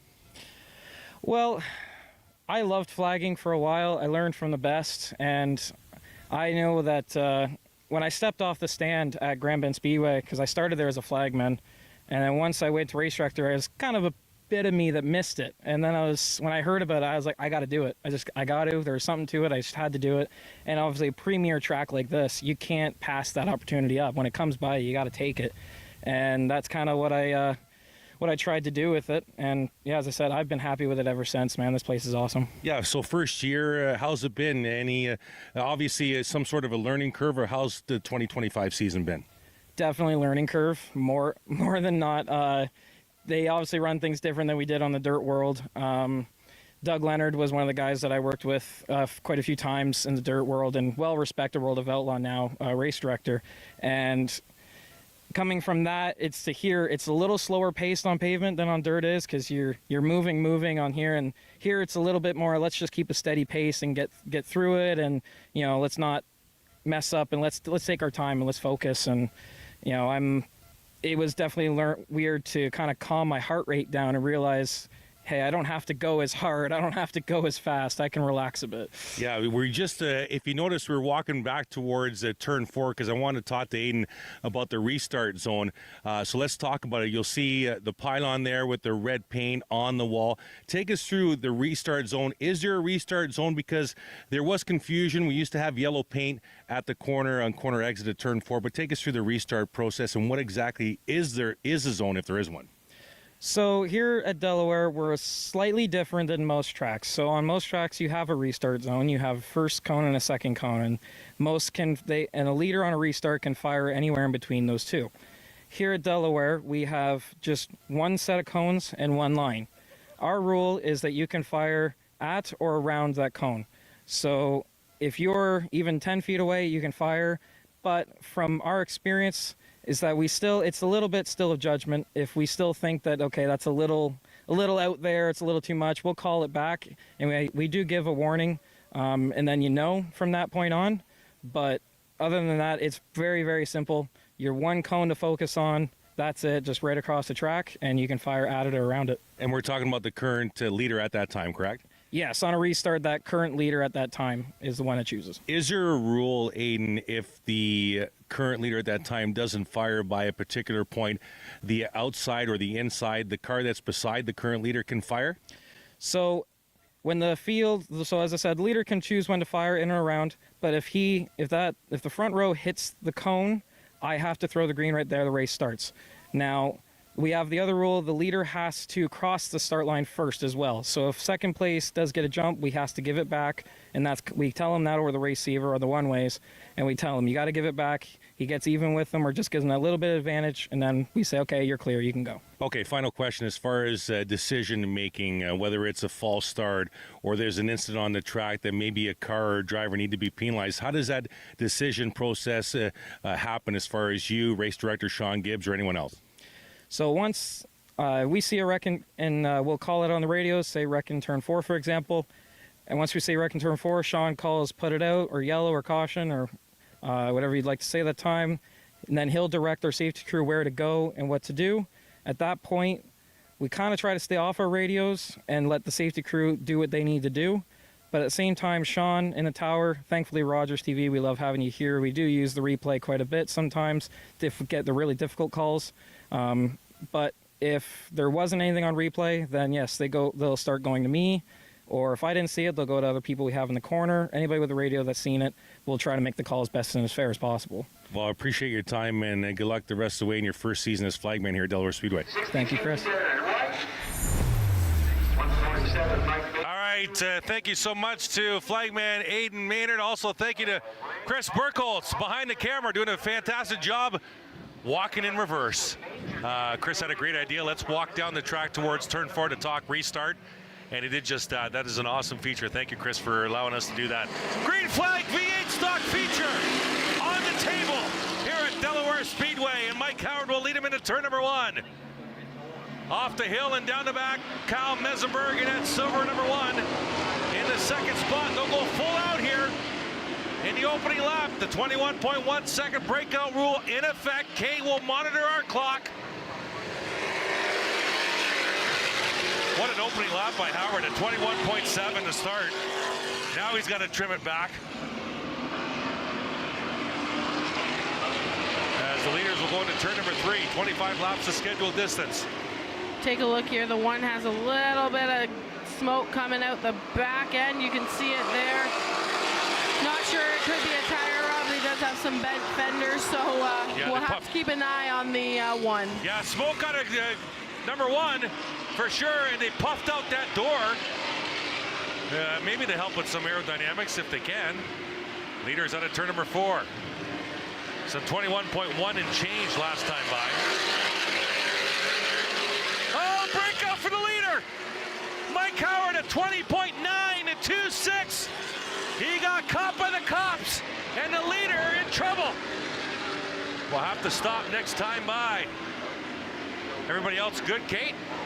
Everybody else was good. All right, so Howard's got to stop and go coming on the backstretch. Mesenberg will take over the lead. Oh, Mesenberg just by 5/1000ths of a second, he's good. 21.105 for Mesenberg. Howard will stop and roll and go. I think they should just call it the stop, roll, and go. Because you're not stopping at all, pretty much. Mesenberg out front. I don't know if they liked it. I don't know if they like to stop, roll, and go. So I think he has to go again. They're going to stop Howard again. It was a roll and go. It wasn't a stop and go. And Mesenberg's lost the right rear tire. It's gone down. There it is. And Taggart almost lost it into the outside wall. Action everywhere around the half bow right now. And the former leader in trouble. And there's parts flying off that one car. Onto the racetrack. We'll stay green. And the blue deuce out front. That's Dougie Stewart. There's some debris in turn number 1. I'm not quite sure race officials see it, but you can see it flying off to number 1. And there you see Mesenberg coming into the pits from the backstretch. Now Watson, the points leader, challenging for the lead.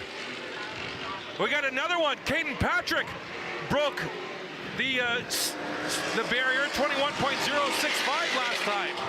So Patrick's got to stop and go coming. He was running 4th. Lead battle out of turn number 4 and down the back. Orr is up to 3rd. Patrick's going to stop. Here comes the 86 in the backstretch. Stop and go. Stop and go. That wasn't bad. That wasn't bad. Leaders drag race to the line. They're both good. If you stay door to door and you guys are good, that's probably the good indicator until the final lap if I'm Doug Stewart or Barry Watson. And Orr right there as well. Here comes Jordan Morris in fourth.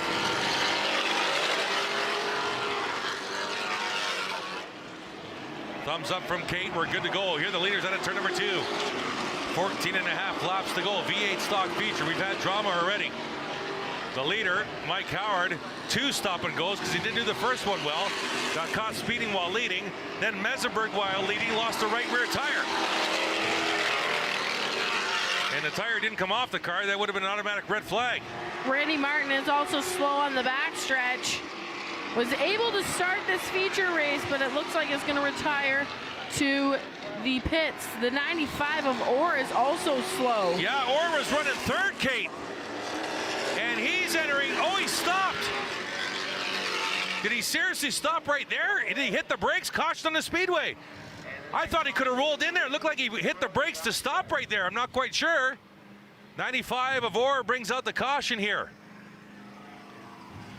With 14 laps to go, 11 in the books. V8 stock feature. That's a bunch of ATS right there. He hit the brakes to stop right in. So caution on the speedway, and Orr will get a little bit of assistance here. The leader is Barry Watson. Doug Stewart runs second. Jordan Morris third. And there you see the 95 getting assisted to his pit, which is right there. Orr was running in fourth. Sorry, he was running in third, my apologies. Taggart now moves up to fourth, followed by Broom, Darren Wright, Kara Martin, Caden Patrick, Kevin Trevlin, Mike Howard. Along with Chuck Menzie, who's driving the truck. Mike Mayhew and Randy Martin and Mesenberg are in the pits. So still, and Mesenberg back on the track, as a matter of fact, in the one machine. Fixed that right rear tire issue. Comes back, going to be about 5 laps down, but is able to return. Looking in. Crew's still looking at the Orr machine.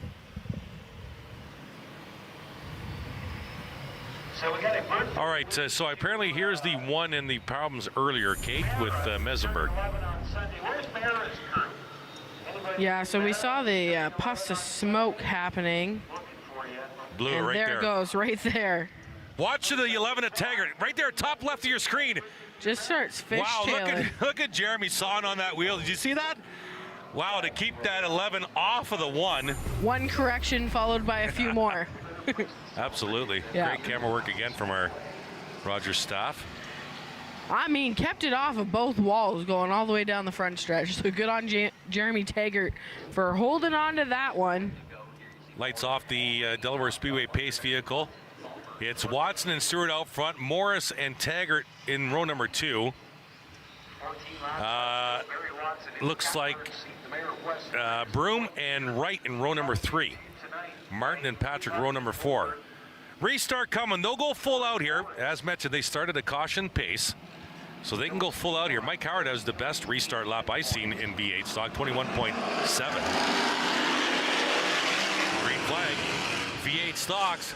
Watson on the inside, Stewart on the outside in the blue deuce. And a nice run by Stewart. Watson will stay with him. Taggart will lose spots. Bumper Tago! Look out! Wreck on the inside! It's Patrick on the inside wall. Martin's involved. And also Mesenberg's around. Not quite sure. Mesenberg wasn't involved in the original collision. It was Martin and Patrick. As Patrick spun off the front bumper of Kara Martin and caution on the backstretch. I think maybe Mesenberg may have spun reacting. Well, take a look at this. Watch the blue and gray 86 on the outside there. Here's the 53 of Kara Martin. So it looks like, to me, the 86 checks up as they started going slow on the outside. Tries to come down. Kara Martin's there. Unfortunately, clips the front end of Kara Martin and goes around hard into that inside wall. That was a hard lick, and we hope that both drivers are A-okay. Yeah, I think the 11 was also kind of unintentionally involved. Watch the 11 of Taggart as well here, Kate. He might have checked up a little bit. Yeah, so he does check up. And right into him, right slowed down. Patrick came down on Martin. Kara went down, and I think she might have overcorrected, Kate, and went back up the track, I think, because she first went to the left. Yeah, and then came back to the right. Unfortunately, with everybody checking up on that outside line, there was nowhere to really go, and trying to avoid an incident created another incident. I think either way, that was hard racing. Regardless, I just hope that both drivers are okay. Yep, absolutely. Window net down on the 53 of Kara Martin. Medic is there as well. A lot of people gathering, and a lot of people coming to the inside wall from the pit area. Like a lot of people having a look at what's going on in the backstretch. A lot of onlookers here from the pit area, more than we're used to seeing here. Hard hit by the 86 of Caden Patrick on the inside wall. Kara Martin involved in the 53. The Mesenberg machine has rolled away. I think Kyle may have spun on his own in reaction to what was going on. And now the crowd dispersing. You can just see a little fraction of the crowd, bottom of your screen. But there's many more that are now starting to walk away from the scene. EMS on scene as well, obviously, at every accident. The Martin camp in general is having a rough night tonight. They've got no nose on that car. They kept digging all night long in that 50. So safety crew conversing with EMS crew, checking in on Kara right now. The Delaware official there on scene as well.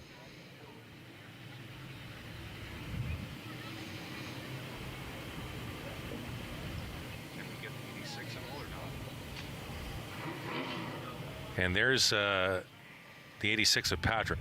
That might be Caden right there behind the hood, I think, Kate, sitting on the door frame, or maybe standing on the track. I think sitting in the window net there. Either way, good to see that Caden's out of the car. That was a really hard lick on that inside wall. So Patrick looks to be okay. There's Caden climbing out of the car and helping hook the 86 up. Still attending to the 53 of Martin. There you see they're working. Looks up maybe in the upper back head region of the seat, possibly. Just making sure that Kara is okay and doing the initial checks here on the driver of the 53. Sitting there on how bad the car's turned, but this is happening with the 14 laps to go here in the V8 stock feature. We've had a lot of cautions in the V8 stocks here, especially this evening. Yeah, I said they looked racy tonight. I didn't want to see any more collisions, but everybody just checked up on that outside line, and there was really nowhere for either of these drivers to go. And especially if you're like 2 or 3 cars back on that outside lane, and the first car checks up, and then it's a chain reaction. By the time you realize it, you're into the rear deck of the car in front of you without even thinking. Yeah, and this is the unfortunate end to that exact situation. So checking in on the 53 of Kara Martin, 14 laps to go here in this V8 stock feature. Or when there's a new wire to NASCAR with a hefty... I think we have another look from the truck. This is the same look, Kate. Take us through it again. So watch the 11 in the brown kind of start to check up here. It starts to change reaction. Then the blue 86 checks up into the back of the 62, comes across the nose of Martin, but Martin does kind of drift up a little bit too. So unfortunately, between Kara and Caden, they really had not a lot of room to work with, and this was the opening lap, so they were at full speed. So I'm obviously I'm an announcer, I'm not a doctor, I'm not an analyst in that manner, but based on what we saw the 53 go through during that collision, I'm thinking maybe an unexpected wheel turn or something, because there was no hard impact on the front of the 53 and no hard impact on the door side. I wouldn't say a whole lot of not hard impact, considering we did kind of remember her drift up. So because she's coming up to that outside wall, your arms are already going to start to drift that way, possibly a little bit. And if you have a car and they're jarring them back, remember, she is a younger driver too. That's right. Yep. So that jarring effect of how much force is coming across the front of your car to turn it may have just been enough to jar something in the collarbone region, neck, maybe in the shoulder. I'm just speculating. Yeah, absolutely. In no way is that exactly what's going on there. Absolutely. But I'm going to say, like, upper body maybe may have gotten jarred from the impact coming across the nose. But regardless of what is going on inside that car, EMS is out there helping, as well as track safety crew. So we are just hoping that Kara Martin's okay. The 86 being taken away, you know your car's in bad shape when you need two tow trucks. One hooked on the front, one hooked on the back, and Caden's car being taken into the pit area. I always am interested by the finesse. And Kara's out. There's Kara right there on the stretcher. A young driver here at Delaware Speedway, won a couple of championships in the junior late model class at Grand Bend Speedway. Got into the bone stocks last year at Grand Bend, the quarter-mile tri-oval there, brought over to do a little bone stock here, and got into the V8 stock. And good for her. It looked like she was kind of favoring the midsection a little bit. Left shoulder is what I'm hearing from the truck. They're saying left shoulder. Oh, she's smiling though. That's great news. Which is going to be hard to get out. You got to lean to get out. Yeah. So how do you get yourself fully out if you're having upper body? I figured it was going to be upper body. Just hoping that she's okay as her crew watches on. Yeah. And kudos to our camera people and the folks in the truck, because it's a very tight line to keep broadcasting an incident. So they're in constant contact with the race officials and the official race radio here at Delaware Speedway. They know what's going on down in the truck before we know up here. So they're making the decisions, and fantastic job, and nice to see a smile out of Kara Martin's face there as she gets put into the medical first response unit.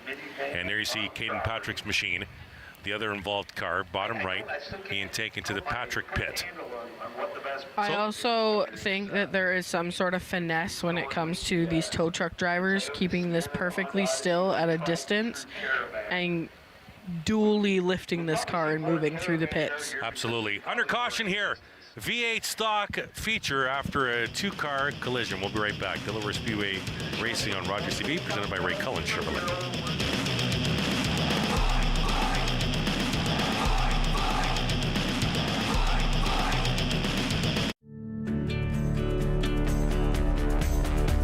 This program is brought to you by Rogers Xfinity, connecting you to more of what you love. Visit Rogers.com for more details.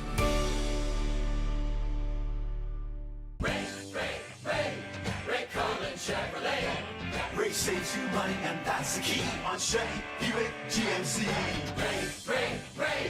Ray Cullen Chevrolet. You should drive by Ray today. In baseball, there's nothing more important than making it home. George Springer has tied the game.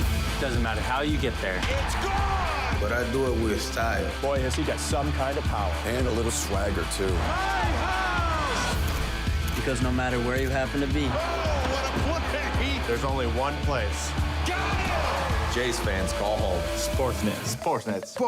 Sportsnet, home of the Blue Jays.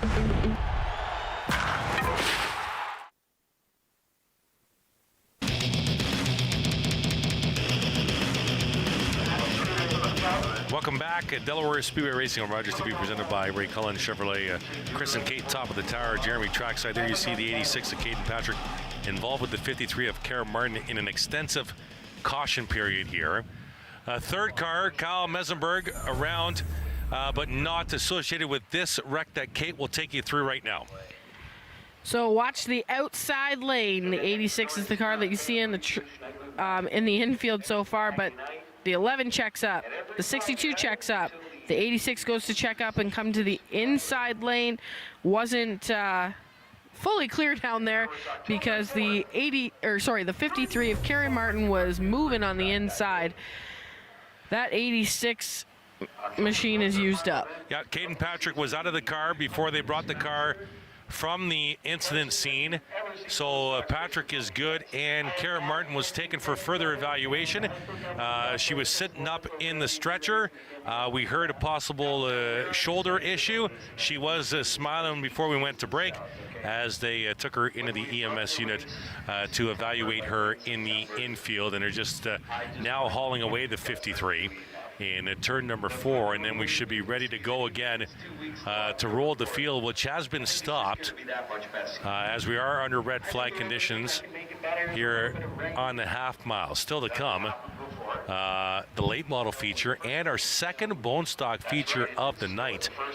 They're having a double feature night because they let off the show with a feature rescheduled from July the 11th. So that's still to come. 14 laps still to go here in this V8 stock heat race. We go from red to yellow, and the pace vehicle will start to lead the field down the backstretch.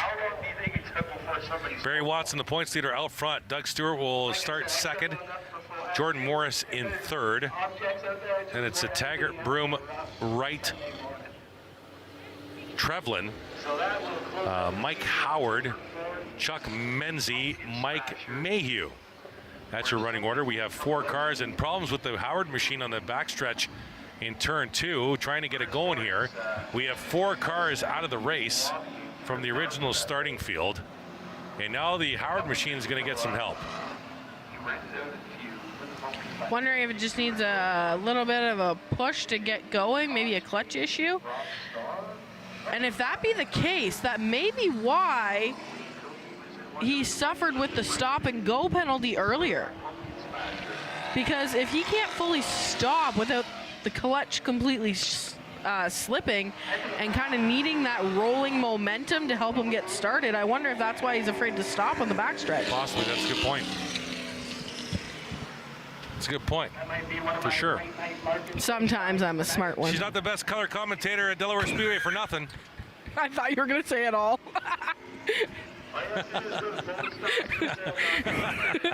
Here's the 52 of Randy Martin, the modified version, back out on track.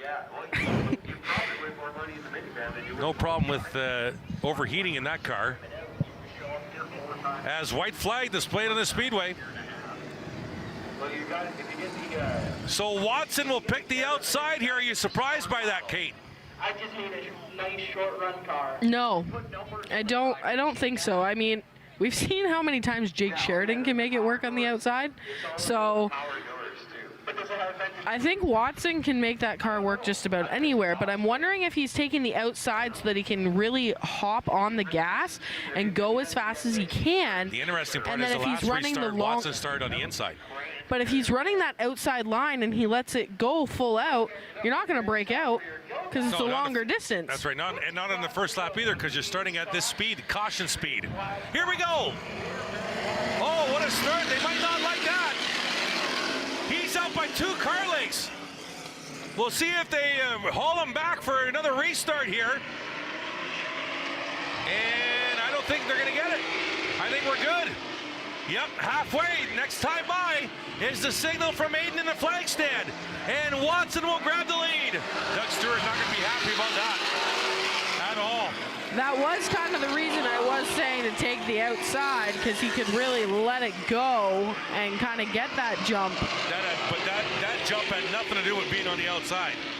No, but the way that he ran off the corner, you're able to get going a little bit harder on that top groove, I find, on the restart coming out of 4. Morris to the inside is Stewart looking for second spot here.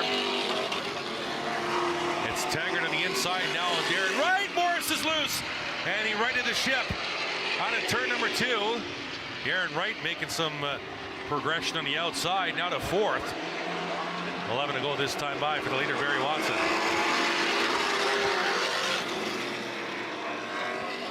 Thumbs up from Kate. Everybody good.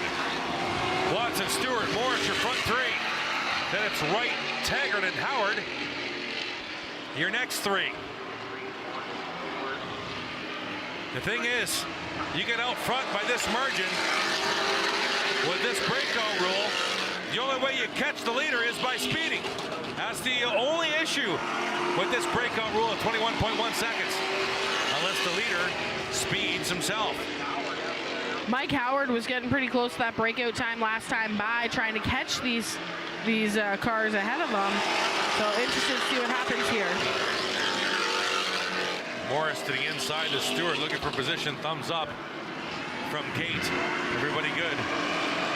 As Watson continues to lead.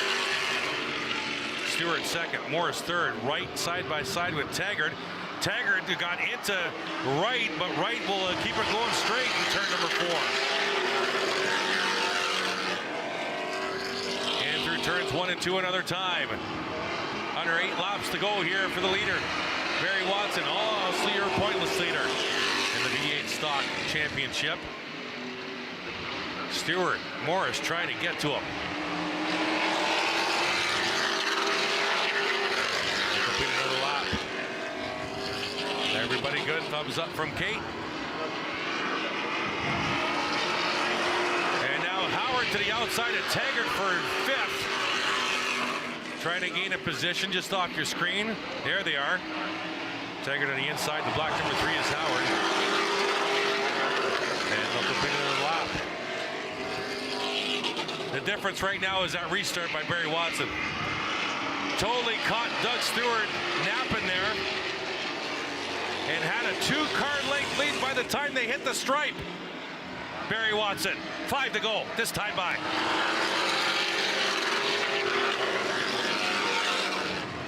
Everybody doing a good job. They're behaving right now. 5 to go, though. Anything can happen. You might get a little impatient. Side by side drag race for second. Morris on the inside, Stewart on the outside. They're side by side behind them. Taggart to the inside and Wright for 4th. Everybody's still good. Come on, guys, let's see some drama. We want to see some drama as Watson continues to lead down the back. 3.5 to go here. V8 stock feature from Delaware Speedway. Out of turn 4, Morris has made the pass on Stewart. Was it too fast? No, he's 21.25. His fastest lap time of the night. And Darren Wright, his fastest time at 21.259. And Wright's up to 4th. They're coming up on some traffic, though. 2 to go this time by. And Morris is coming. 2 to go. And Morris is right there looking for the crossover. They're coming up on some traffic now. Here are your 2 leaders. It's Mike Mayhew in that 147 up first. Morris dives to the inside. White flag. They'll go 3 wide, maybe. Fastest lap for Darren Wright, but he's still good. 1 more lap. 1 more chance for Morris. Will Chuck Menzies truck get in the way? I don't think so. They'll dive into turn 3. Morris will go to the inside here. Can't get it done. Checkered flag in the air. It's Watson.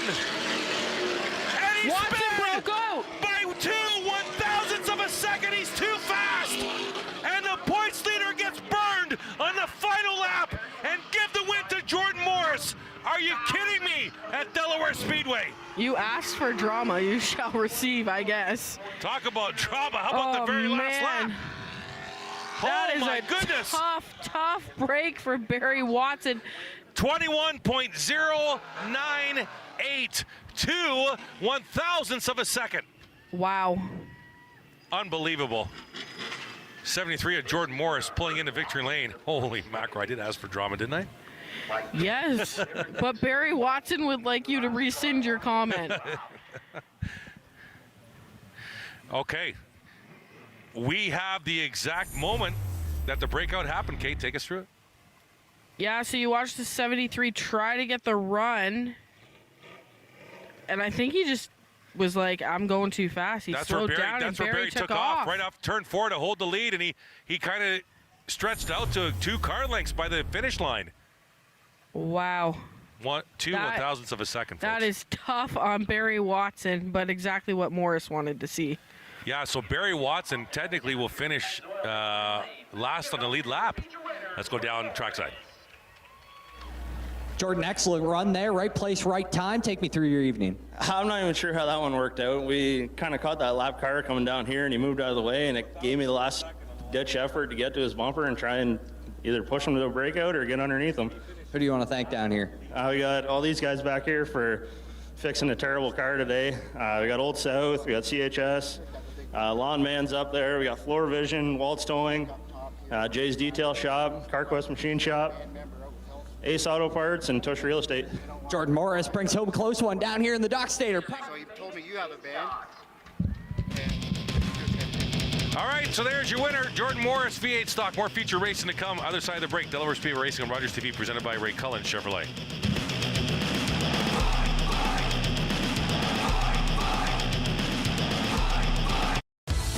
Bring the family to Pizza Hut's all-you-can-eat buffet.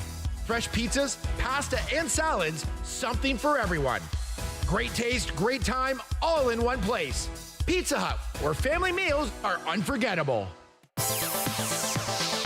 Join the high-energy bodyweight-based workouts of the Thunder Twins. Gerald and Harold will get all shapes and sizes up and moving. Catch the Thunder Mondays at noon. I'm Wendell Clark with a word about winning. We all know it takes a team effort in any sport and with any challenge. You can be a part of the winning team that shuts out impaired driving. Whether you're out on the town or just hanging out with friends, drink responsibly. Always have a plan for a safe ride home for yourself, your family, and your friends. You'll be helping to shut out impaired driving. Visit ArriveAlive.org to find out more. Arrive Alive. Drive sober.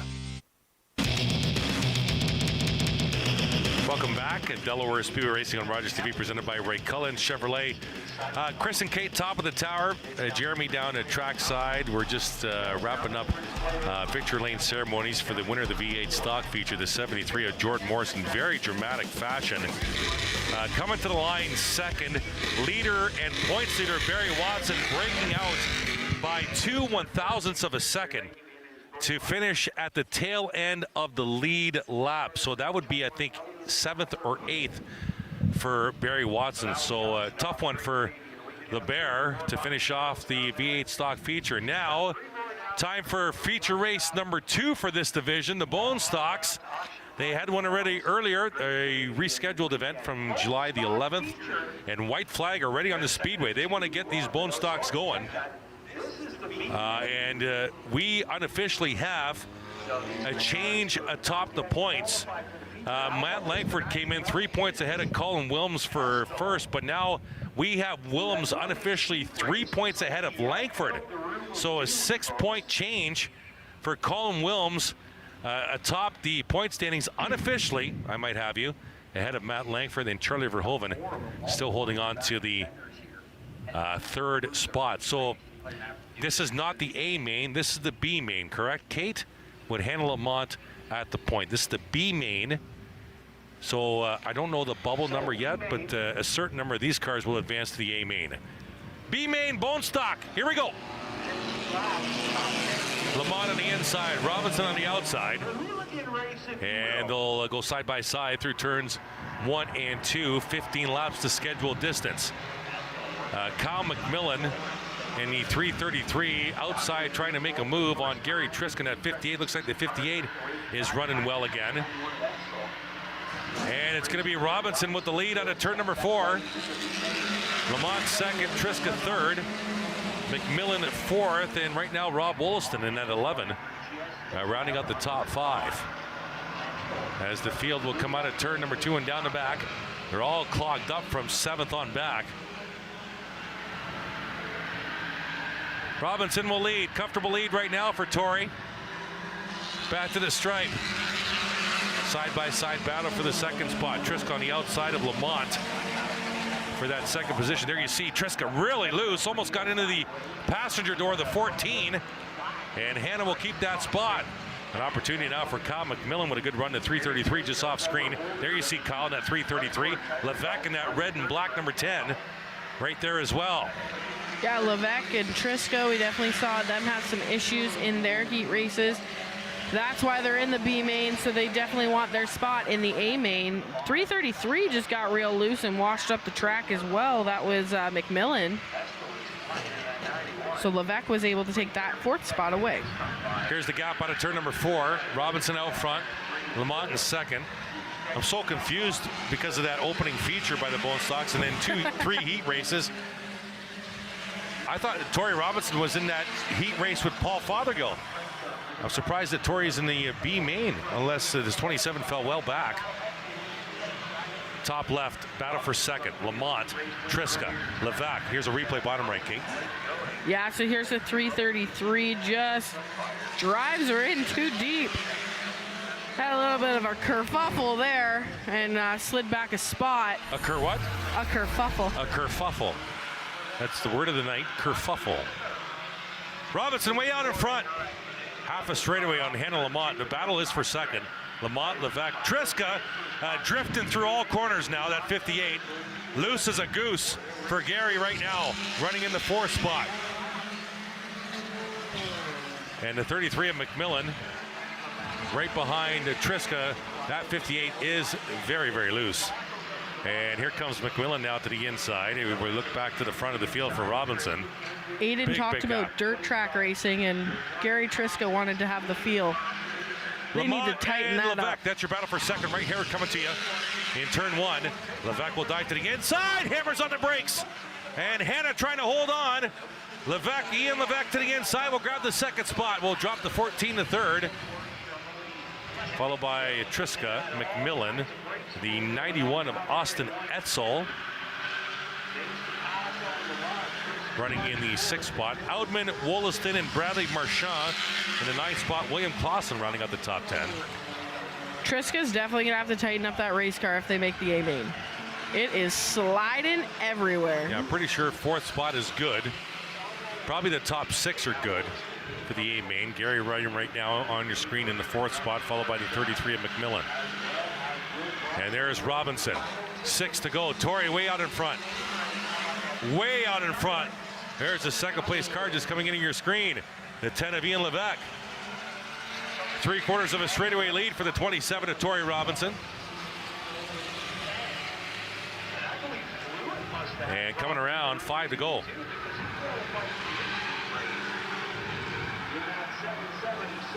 Tori Robinson, London, Ontario driver, out in front here. Bone Stock B main. Levesque in 2nd, Lamont 3rd, Triska 4th, McMillan 5th, and the 91 of Etzel in 6th, and then the 93 of Brady Outman. Battle on the racetrack right now is the battle for 2nd. And a side-by-side battle pretty much for 4th right now. McMillan trying to get to the inside of Triska, top of your screen. And Triska almost into the outside wall. Oh my goodness, I watched Gary go all the way up and was not turning left, but he kept it off the wall, lost the position to McMillan. And now trying to fight back on the outside. That 58 just a wet mop right now around the half mile. Trying to get to the finish here is Gary Triska at 58. Levesque comfortably in 2nd, followed by Lamont. Side-by-side battle for 4th, down the back. McMillan 3:33, Triska in the 58, 2 to go this time by. And the leader just took it. Here's a replay, Kate. Yeah, replay bottom screen, watch the 58. Here he goes, he's just sliding, and almost tags the wall. Lap and a half to go. Robinson right there into turn number 3. 4-car battle for the 4th spot. A full straightaway behind the leader. White flag this time by. Tori will take it right now for the 27 of Tori Robinson out of London. Half a lap to go. Good battle, side by side, 2 rows deep for 4th. Back in the field, here's Robinson in the 27. There's that battle out of turn number 2. That's for 4th, McMillan in the 3:33. Here comes the leader out of turn number 4. Checkered flag in the air for the 27 of Tori Robinson. Levesque will finish second, followed by Lamont. Here's that battle out of 4 for fourth. It'll be McMillan, Triska, the 91 of Etzel, the 93 of Audman. And Triska makes it to the checkered flag unscathed. And there is your Bone Stock B main winner, the 27 of Tori Robinson. Late model feature up next. And still to come, our late model feature, and we'll wrap things up with our A main Bone Stock feature. There's the 27 of Tori Robinson. Getting the checker flag, taking some photos. And up next, other side of the break. Don't go anywhere. Late model feature coming up next. Delaware Speedway Racing on Rogers TV, presented by Ray Cullen Chevrolet.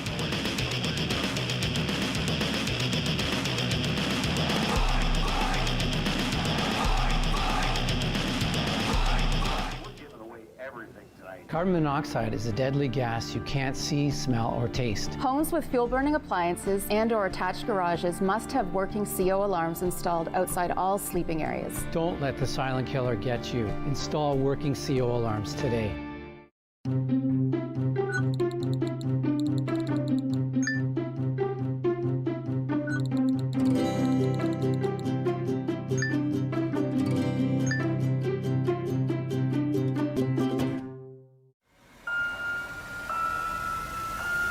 Let's go!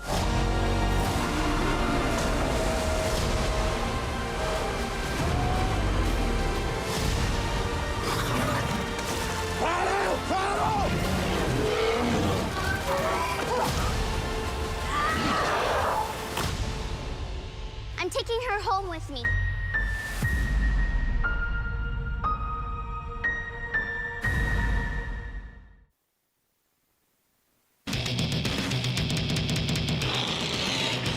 Welcome back.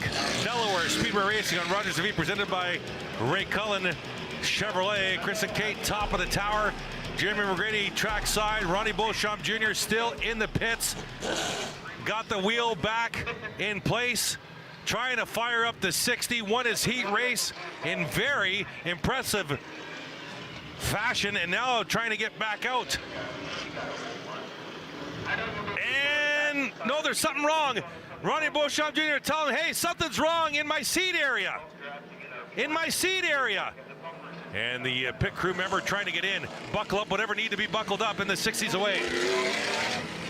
Love the pit road live play-by-play call there.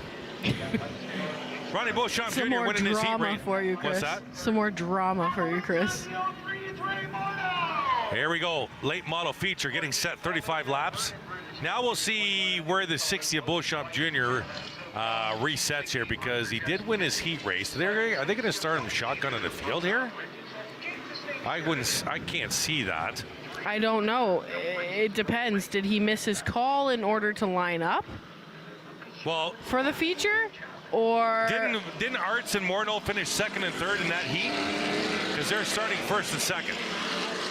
Ronnie Beauchamp Jr. starting shotgun in the field after winning the heat race? That makes zero sense to me, unless there's some sort of a rule like you mentioned, Kate. I think if you miss the call, maybe to line up on...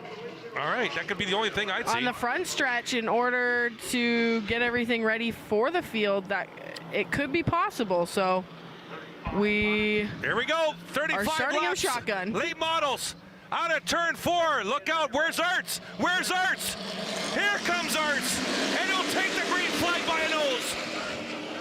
And Johnny Arts out front. Morneau had to wait for the 30, and the front two rocket out of the gate and down the back. Sheridan marked back in traffic. It just got tagged into the corner by Brady Smith. And Jake will keep it straight out of turn number 4, but right now in the 6th position.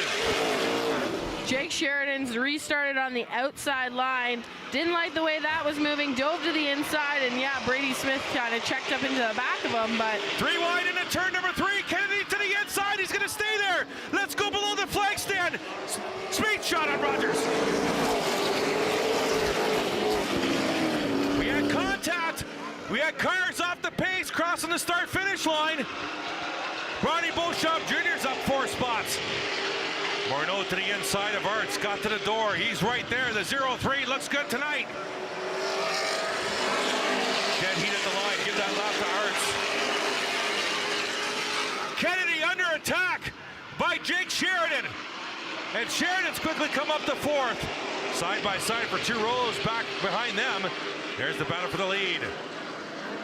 Morneau to the inside. Here's that replay with the contact we were talking about on the front stretch. So the 32 went to go to the inside. It looked like the 53 thought that he may have been clear, came across the front nose of Robley. Yeah, and unfortunately, they were both slow. Damage on the front of Robley. Damage on the right front of the 32. Robley remains on the track, but definitely optical damage on that hood of the 32. Now we got a 4-car battle at the front of the field. Kennedy and Sheridan have come out of nowhere and have put Arts to 4th spot. Oh, contact!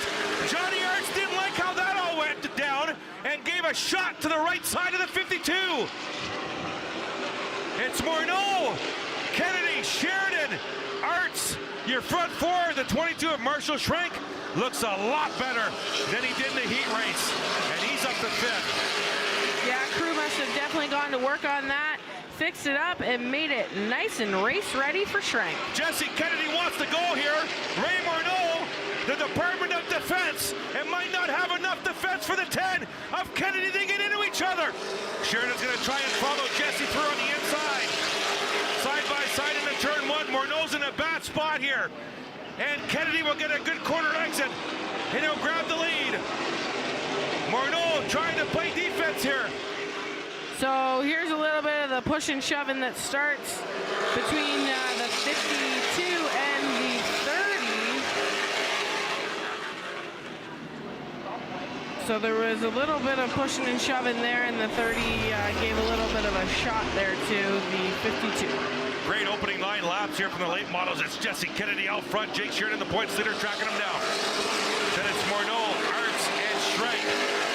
Whatever the problem was with the 22, it was brake problems, if I remember correctly. Caution on the speedway. Caution, we got Robley on the outside wall, turn 4. Corner exit. There you see the damage on the front hood and the front bumper from earlier on in the feature, but those right side tire issues just now. And caution with 26 laps to go. What a start to the late models. Yeah, tough break again for the 32 of Robley. Take a look at the right side. That's Beauchamp Jr. and White in the 21. There you go, right side of your screen. Oh. Yeah, so it let go right there. By the hard shot on the right side. Something let go, and it looks like it was another incident between the 32 and the 53. So I'm not sure if that was just the right side tire immediately went flat on contact and he couldn't steer and went straight up the track. I think there's a steering issue that's going on now. It looks like they are putting some quick dry down on the track as well. But the way Robley took his gloves off on the like when we were looking, when we first saw him up in the wall there, I think it's a little bit bigger than expected. I'm just wondering if the steering issues came from the fact that the tire went down immediately and he couldn't turn left. There was a little bit of spark. I think something else let go. Under caution, 26 laps to go. Let's take a look here. So take a look at the right side of your screen. He's going to go to the inside of that 53 that's just popping into your screen now. And watch right there. Something looks like it lets go. So they had a little bit of contact in the corner, but... Hard lick there on the right side of the 32. Yeah, so it looked like they just had a little bit of a bump in the center of the corner. He tried to go to the inside, and there was a little bit of room there. There was nothing like a malicious contact between the two of them. It was just a little bit of rubbing, and that wheel let go. Definitely flat. Matt Robley giving a wave to the crowd it looks like the 32 will be done for tonight. Shout out to the Chisholm family who always watches here on Rogers TV. Thank you so much once again for joining us, everybody who's joining us this evening. If you just saw there, it almost looks like even something in the rear end may be a miss. When he's going down the track, I saw both of the tires kind of shift in the rear end. Here's another look, Kate. Because here's just a little bit of rubbing.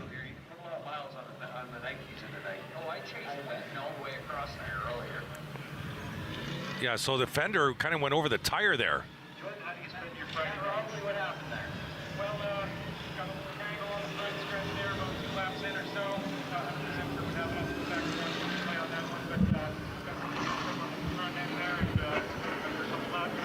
Our crew doing a fantastic job here.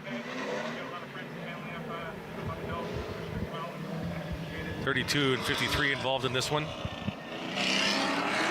I just listened in there as well on the in-house PA system. Matt Robley just saying the contact in the first incident on the front stretch that we documented with the 53 a couple laps in eventually paid the best of them. Yes, the wheel went down, but also there was something that did break in the front end. That is what ended the 32's night.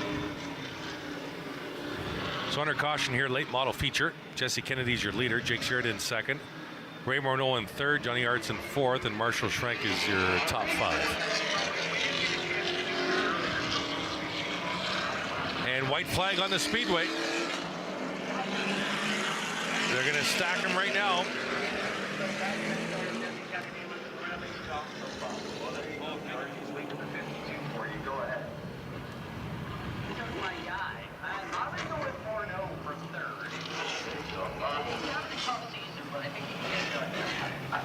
I can't believe I am picking third and gonna get Jake Sheridan here, but I'll take him.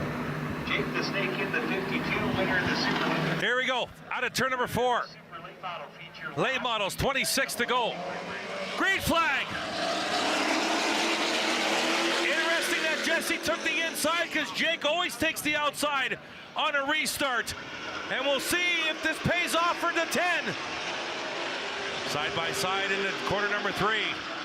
Kennedy will not budge. Oh, gets a great run. Sheridan's off the pace a little bit. Jake had to check up there. He might have hit the wall if he didn't check up. And that gives Morneau the second spot and Schrenk up the 4th around Arts. Here they come through turns 3 and 4. Kennedy, Morneau, Sheridan, Schrenk, Arts, your top 5. Paul Major just tagged at the outside wall. Collision! Just at the entrance to turn number 1. It's Chapman into the wall in the 13. Contact with Major, as Kate mentioned. And under caution again with a big hit. Just past the start-finish line. Yeah, so I saw that Major almost tagged the outside wall. I'm not sure if he quite caught it, corrected and went down. All I saw was the contact with the 13, so hopefully somebody's got to look somewhere maybe. About 20 feet behind that 13 machine. Okay, so there we may be more than what I originally there's a lot going saw. on here, Kate, so take us through it. Okay, so Major's in the 14. The 53 is Brady Smith on the inside. 60 is Beauchamp Jr. So there's he's the Chapman getting a bottom good right run. coming in the silver, the gold, black and gold car. Oh! Okay, so looks to me the 14 slides up just a touch, then tries to correct so that he doesn't touch the wall. The 60's there. 60 got a great run coming out of the corner too. So 60 gets into the back of the 14. 14 comes down, gets into the side of Chapman. Chapman is now on the inside wall. All right, let's One look more at it time. again. 14 is Major, 53 is Smith, 60 is Beauchamp, 13 is Chapman, 21's White. Watch the 14 here. Sawing on the wheel. Jeez. Beauchamp looked in the high lane too, though. Yeah, it looks like Beauchamp got a good run off the corner and comes right into the back of the 14. Tough race for Jake Chapman. All right, Everybody let's running check hard in on with that Jeremy. one. Jeremy, you got an update for us? Yeah, the update on the 32 machine is that it was a broken control arm. As Kate had mentioned, that something had broken off right when the contact was made. It was the control arm. Guys, I'll send it back upstairs. Awesome. I love the updates from Jeremy McGrady down at trackside under caution with 23 laps to go here. A late model feature. Interesting restart now because Morneau passed Sheridan as Jake had to check up before hitting the wall on the first lap from the restart. And now the 14, a problem with the 14 at the end of pit road, the crew running to the 14. Problem with the left, just top of your screen, left rear tire on the 14. Maybe a tire rub, not quite sure, can't see. And now the official coming to check in. And major back underway as they're still working on the Chapman machine on the front stretch. As I mentioned, interesting restart coming here because now it's going to be Morneau and Kennedy on the front row. And now Sheridan stalled. Jake Sheridan is stalled right there. Turn number 2. What is going on here? You had to ask for drama earlier. That was a long time ago. That's everybody's forgotten that but you. What, do you go to a racetrack and want to watch everything clean for the night and go home? No, I want to see some good hard racing. Oh, absolutely. We've seen that and some drama. So Sheridan and now I'm not quite sure. Oh, window net is down on the 52 of Jake Sheridan. What is going on here? Trouble for the 52 machine of Jake Sheridan coming into tonight with just an 8-point lead. Got 9 points in his heat race. Ray Morneau passed Marshall Schrenk in heat race points and leads Schrenk by 2 for the second spot. But now an opportunity here for both Morneau and Schrenk if the 52 can't resume. Morneau sits in second and Schrenk sits in third. The drama on a Friday night from Delaware Speedway continues right after this. Delaware Speedway Racing on Rogers TV presented by Ray Cullen Chevrolet.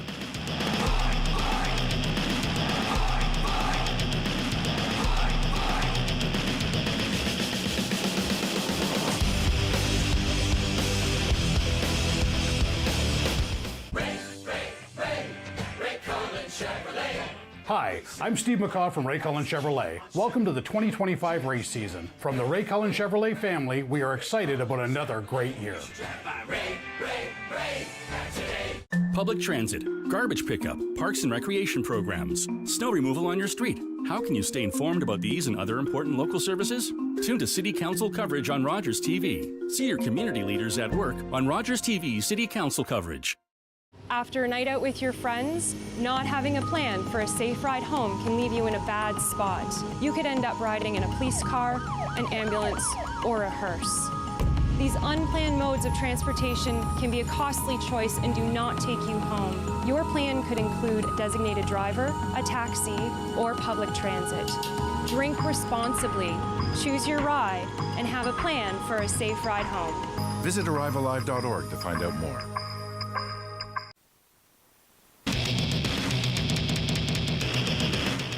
There's the answer. Delaware Speedway Racing on Rogers TV presented by Ray Cullen Chevrolet. There's the answer. It's not drama. It is a full moon Friday night at the half mile. Kate Friel.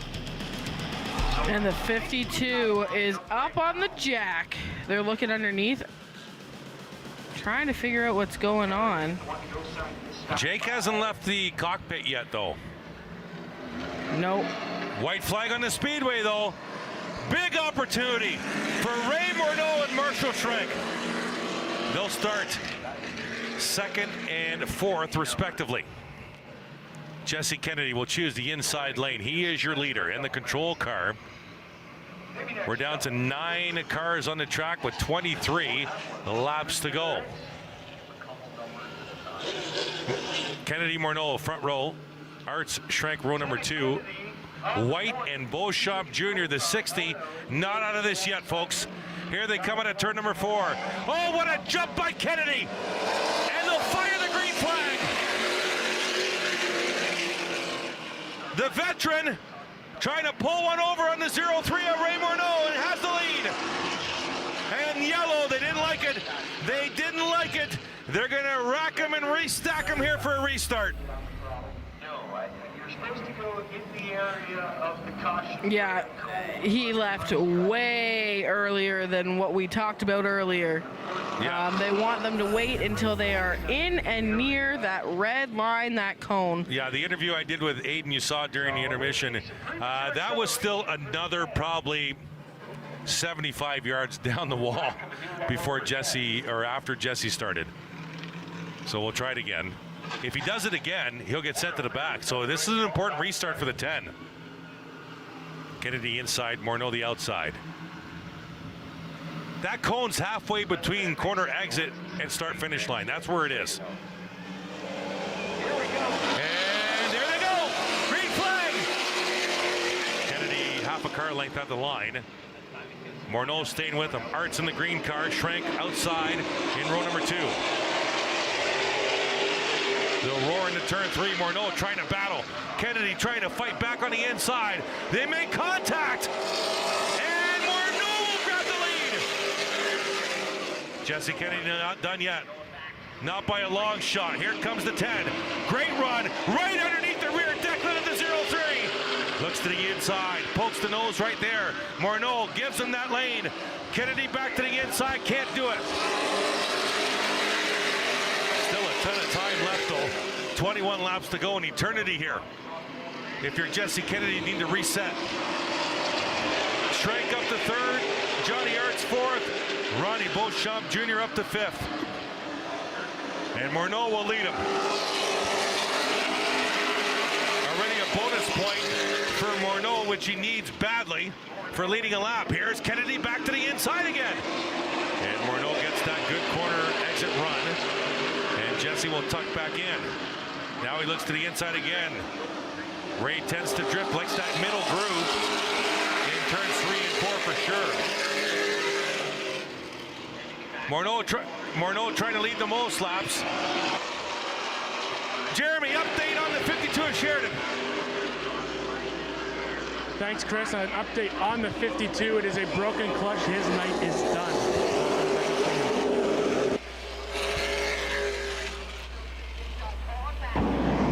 His clutch is broken. Thank you, Jeremy. Clutch broken on the 52. And it's Kennedy. Got contact with Morneau. You saw it live. And Morneau looks in trouble. Morneau looks very loose.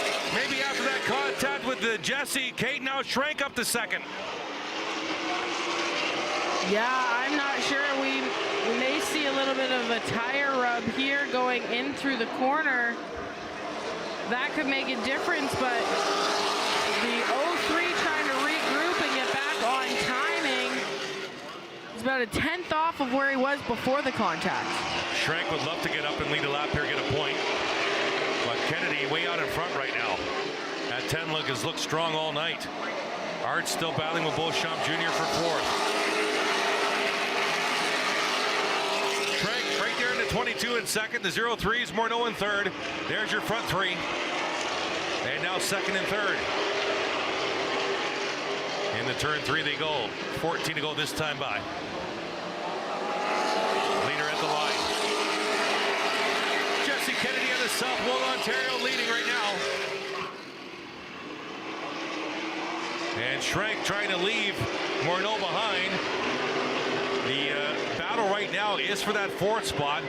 Johnny Arts has it. Ronnie Beauchamp Jr. wants it. There they are. Little cosmetic damage on that right front of the 60 and on the hood. And there's some sparks flying. Good run by Ron. Beauchamp Jr. down to the door on the inside of the 30. And they'll draw even in the corner, almost even. And now even out of the corner. Arts with a great run. Beauchamp Jr. just didn't have the bite. Now they brought Brady Smith back into the fight in that 53. And this pack right now battling for 4th, well behind the lead trio. Yeah, between that whole 14, 13, 53 bunch up mess that happened earlier, the 60 definitely has a bent right fender. Yeah, and the 60 might look maybe a 1/10 of a second off the pace here because they're starting to railroad him on the outside. There's the leader of the 10, Jesse Kennedy. Brady Smith now trying to get that 5th spot and will complete the pass. Beauchamp Jr. trying to fight back on the inside. White in the 21 right there as well. 9 to go. Good battle there. Smith, Beauchamp Jr., White, and just off picture, the 69 of Lloyd Rawlings as well. There's the 30 of Johnny Arts. That's a 5-car battle for position, for the 4th position. See some sparks happening through the corner on the 60. I'm wondering if it's just kind of grounding out and we're getting a little bit of sparks from the body or the chassis on that right side, or if we've got something else that's starting to go amiss. 1.332, sorry, 1.332 the gap between Kennedy and Schrenk. And there you see the gap on your screen. We'll check that gap next time by. 1.332 last lap. Oh, Kennedy enlarged by 0.2 of a second. 1.584. So Jesse managing the gap very well with 5.5 laps to go. Schrenk right now, no issue with Morneau. Morneau's about 8 car lengths behind Marshall. The battle is for that 4th spot. 5 cars together. Brady Smith now challenging the 30 of Johnny Arts as Kennedy rolls into turn number 3. Out of turn 4. 4 to go this time by for the 10 of Jesse Kennedy. Beauchamp Jr. looks strong, but I think the handling of the car now getting to Beauchamp Jr. has dropped him a couple of spots. And now running 7th. And now falling to the clutches of Lloyd Rawlings. Here comes the leader, 3 to go. Jesse Kennedy out front. Gave up the lead momentarily to the 0-3 of Ray Morneau and got it back. Good points night for the 22 of Schrenk and the 0-3 of Morneau as the points leader Sheridan will not finish this race. 2 to go at the line. Popsicle sticks in the air for the 10 of Jesse Kennedy. Half a straightaway lead on the 22 of Marshall Schrenk. And we'll take you with the 10 of Kennedy. One final lap. White flag. Half a mile to go. He'll dive into turn number 1, down almost on the apron, up the hill in turn 2, and down the back, looking very comfortable behind the wheel of that 10 car. Dives into turn number 3, carrying a little bit more speed. Out of turn 4, checkered flag in the air for the 10 of Jesse Kennedy. Marshall Schrenk will come home second, followed by Morneau rounding out the podium. Then it's Johnny Arts, Brady Smith, your top 5. Then it's Logan White, Lloyd Rawlings, Ronnie Beauchamp Jr., Paul Major. And then the cars that did not finish, Sheridan, Chapman, and Robley. And that is your unofficial finishing order. Late model 35-lap feature from Delaware Speedway. Thoughts on that race? Really good, strong win for the 10. Yeah, the 10 was definitely flying tonight and had a great run, but also the 03, that's probably the best performance we've seen in weeks from that team. Ray said that they have struggled, but a top 3 finish is definitely, I think, what that crew needed to see all their hard work starting to pay off again. Absolutely, I agree. Momentarily, we'll send you trackside to Jordan Mosley, who will talk to our late model feature race winner from Southwold, Ontario, Jesse Kennedy in the 10.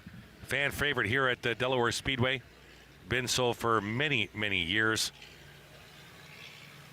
Getting set here, taking off the bucket, the earpieces.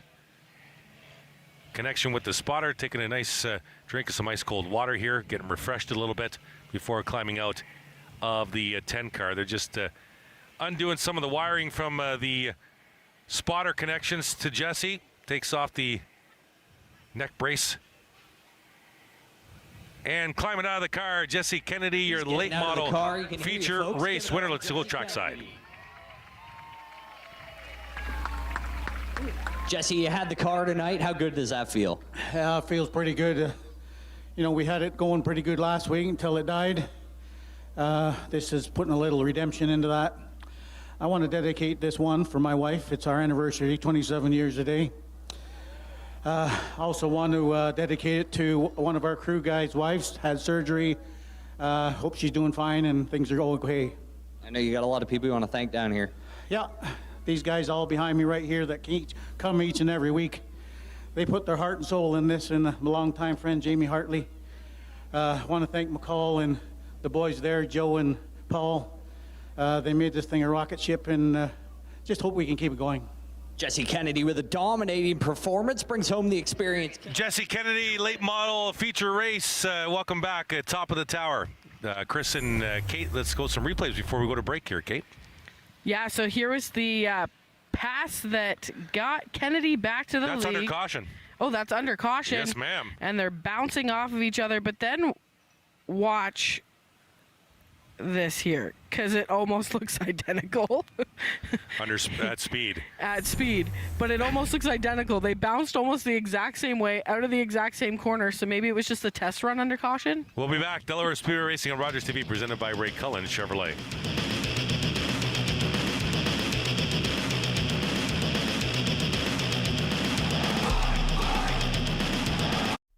Hey London, did you know it's the law to have working smoke alarms?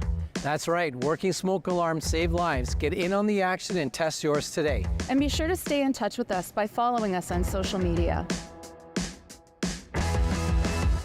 You're watching an interesting local show on Rogers TV and you want to know more. That's when you head to rogerstv.com. Our website provides more information about our programs, our hosts, our schedule, and about how you too can get involved with Rogers TV. Visit us online at rogerstv.com. Join the high-energy, bodyweight-based workouts of the Thunder Twins. Gerald and Harold will get all shapes and sizes up and moving. You just don't go down as low. No. We want you to cross your body, though, and do a slight bend. Catch the Thunder Mondays at noon.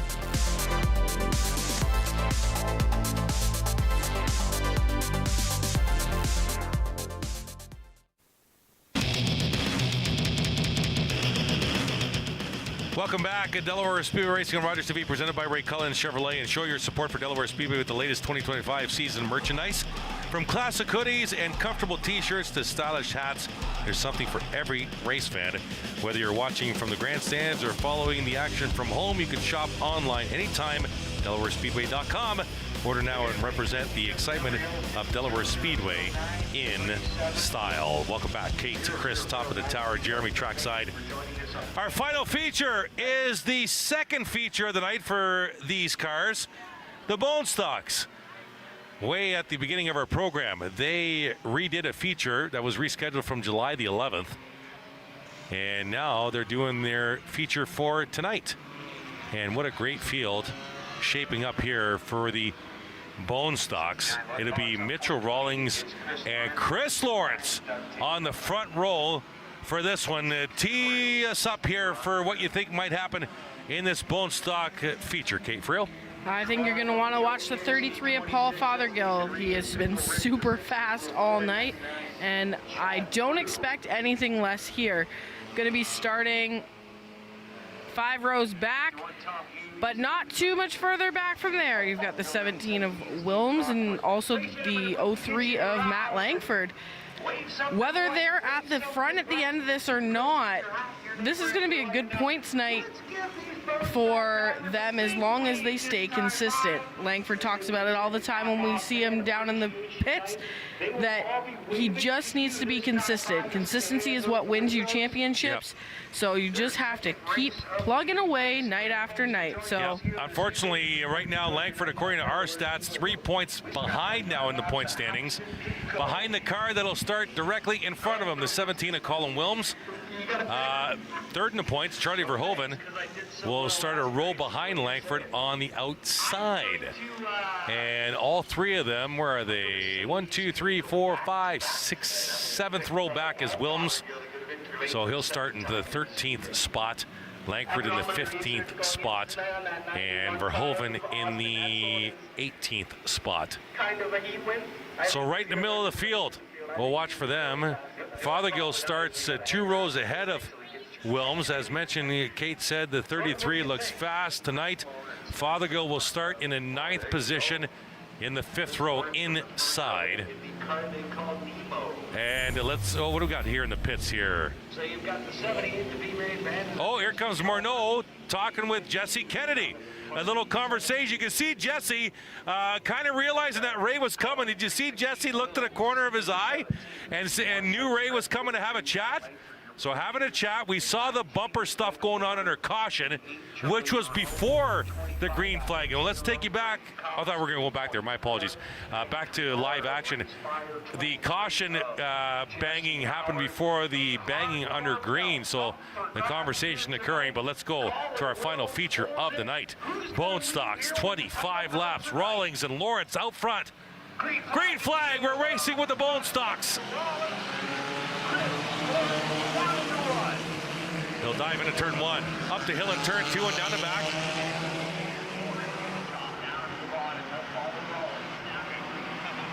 Rawlings will lead into turn number 3. Lawrence right in tow. The middle of the field trying to sort themselves out. And Rawlings will lead the opening lap. Lawrence kicks. Rhea, Corey, your top 5. Paul Fothergill has switched to the outside lane, running in the 7th spot. Verhoeven, Wilms, Langford, Martin traffic. They're outside the top 15, all of them right now. And the front 2 trying to get away here. 3 wide behind them, and Fothergill can't go anywhere. There's that gaggle, led by Quarry. There's the 12 of Kicks, Ray in the 26. Fothergill trying to go, but the 26 was in the way. The 36 is Mark Hutchinson. And there you see the points leaders. The blue is Colin Wilms, right behind him. Langford right behind him, Verhoeven. And the work turns 1 and 2. Down the back they go. Quarry all alone in 3rd now. Good run for the 6 of Will Quarry. The 33 of Fothergill is really making that outside groove work. Reyes slides up a track a little bit, pushing Fothergill way up there. Ray on the inside, Fothergill on the outside. And Fothergill, no problem making that pass. Fothergill last time by, 3.5 seconds behind the lead. I'm pretty sure that's going to shrink. The question is how fast. Then a gaggle of cars behind Fothergill. There they are. Clark in the 52, Ray in the 26.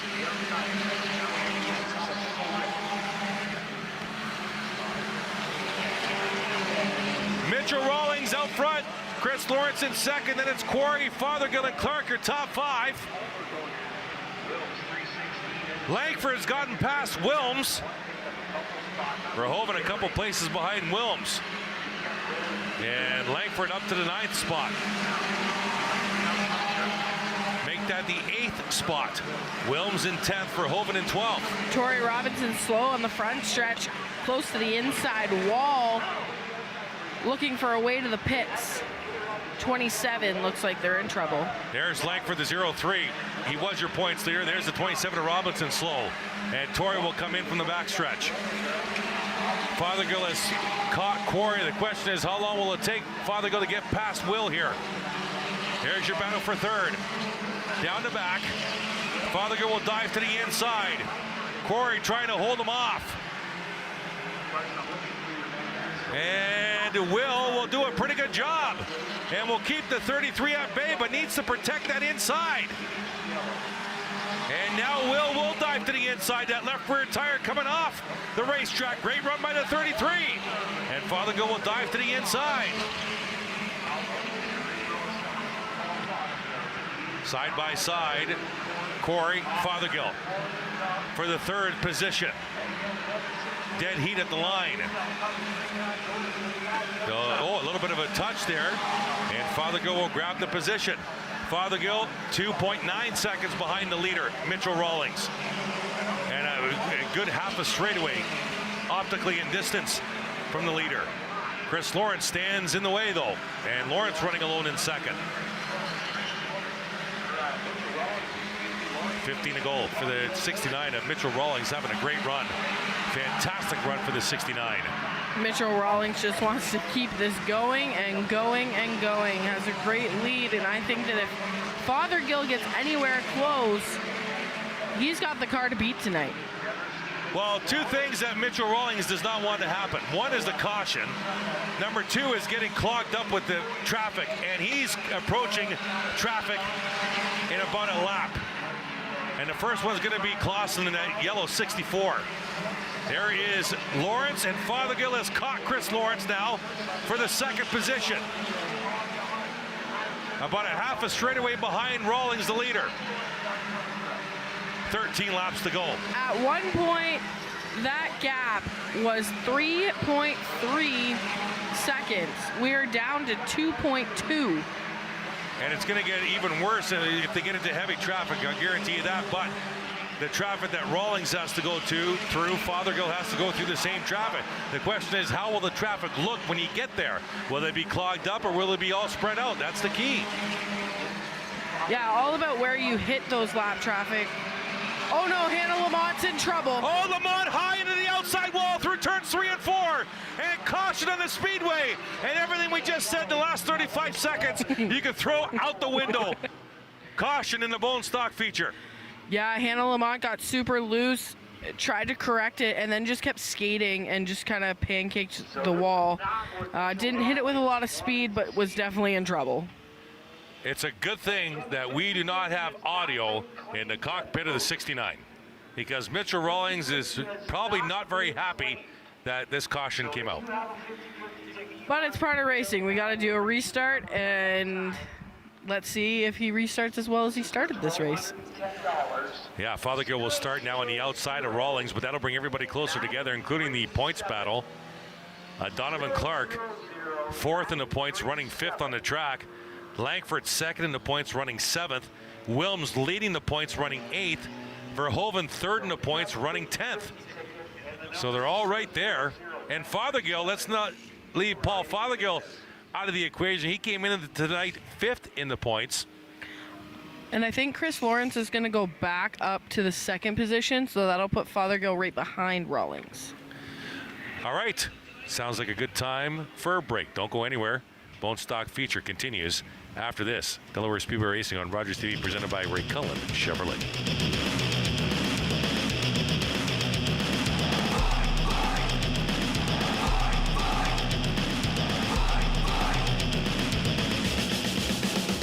Summer days, summer nights, lots of things to do, places to go, and people to see. If you're having a few drinks, be sure to plan ahead and get home safely. We don't want to pick you up. Drinking drivers risk injuries to themselves and others and take chances with their license, their jobs, and their future. Remember what's at stake and choose your ride, whether you're the driver, the passenger, or the party host. Thanks for supporting sober driving. I hope we never meet. Visit arrivealive.org to find out more. Wednesdays are for the Nationals. Watch live coverage of the London Nationals home schedule on Rogers TV.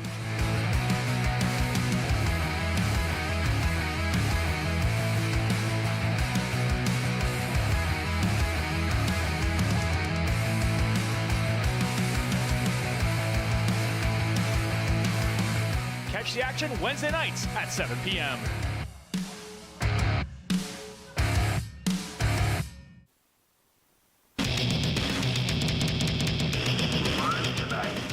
Welcome back. Delaware Speedway Racing on Rogers TV, presented by Ray Cullen at Chevrolet. I want to thank, of course, the ownership and the staff at Ray Cullen Chevrolet for hopping on board with our Delaware Speedway coverage this summer. There you see the 14 of Hannah Lamont after a hit in the outside wall between turns 3 and 4 on the business end of the tow truck. And as Kate mentioned before we went to break, Lawrence gets the 2nd spot back. He goes to the last completed lap. Not the last time they cross the start-finish line under green for those particular cars involved. It's the entire field needs to complete that lap to be a full completed green flag lap. They'll stack them and repack them here with white flag displayed. Rawlings on the inside, Lawrence on the outside, Fothergill and Will Quarry, row number 2. Donovan Clark, Justin Culver in row number 3, just off your screen. The unofficial points leader right now in row number 4, that's Wilms. On the outside of second in points, Langford. And right behind them is Charlie Verhoeven. They're all right there near the front of this field. And still 13 laps of bone stock racing to come. So I'm going to get the one to go this time by.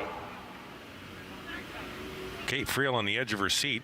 We've got the caution lights back on the Delaware Speedway pace car. Carson, what Corey's fans made some noise there. And we're going to do another. Now the white flag going to be displayed. Yeah, we had the safety vehicle go back out to check something in the turn 1 area. And now white flag has been displayed. We'll be back with you next Friday night, 7:30 on the air here from Delaware Speedway. Make sure you join us. I know that you will, and we appreciate that. On the tail end of our 2025 coverage, and we appreciate you joining us this summer. It's been fantastic. Great racing here at the half mile in Delaware, Ontario. Rawlings on the inside, Lawrence on the outside, and the hard charger of the night, the fastest car by far, lurking inside row number 2, the 33 of Paul Fothergill. Here they come. 13 laps to go when they take the green. Rawlings will bring him to the line. Green flag, we're racing with the bone stocks. 2 by 2, all the way back through the field. Rawlings will grab the lead now immediately. Lawrence under pressure by Fothergill. Great run by the 33. Here comes the Fothergill machine. Quickly to the inside and wants the lead now. Side by side through the corners of 3 and 4. Out of turn number 4, Fothergill will grab the lead. Rawlings trying to fight back on the outside. Lawrence in third. Clark to the inside and Corey for 4th. And Fothergill will lead. Does anybody have anything for this 33 tonight? I'm not sure they do. Colin Wilms in trouble on the backstretch, has lost 3 spots and trapped on the outside. Langford's gone by. Verhoeven's gone by. As the unofficial points leader marred in some traffic. As Fothergill will lead him through turns 1 and 2. Another time up the hill. In turn 2, down and back. Rawlings in second. Lawrence under pressure from Clark. Then it's Langford, Verhoeven, your top 6.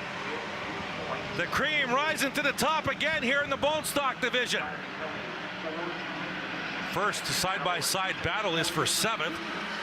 Verhoeven now to the outside of Langford, right side of your screen. That's for 5th. There they are, Langford on the inside and Charlie Verhoeven on the outside. Out of turn 2 and down the back. Dead heat down the back, my goodness. They'll dive into turn number 3. Oh, Langford looked like he forced him up a little bit. Charlie trying to fight back on the outside, goes really high and lost a little position and will file back in behind the 0-3. Langford not willing to give that spot up. Good battle there. That's a battle for the 5th position on track. Right behind Verhoeven, there's the 19 of Verburn. He's right there looking racy. And behind Verburn, there's the nose of the 17 of Colin Wilms. Rawlings doing a good job of trying to stay with Fothergill. Clark battling for 3rd now with Lawrence. 8 to go. Clark to the inside of Lawrence. There's the 0-3 of Langford.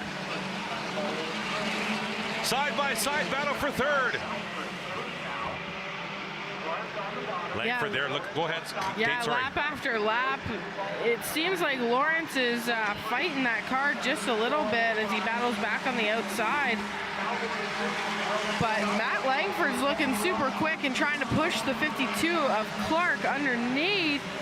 Got to find that best line and run with it. Yeah, who's Langford going to go with here? The 52 of Clark or the 28 of Lawrence? Because right behind him is the red car of Verhoeven, and then it's Verburn and Wilms, and Langford goes up to block Verhoeven in turn number 4 last time through.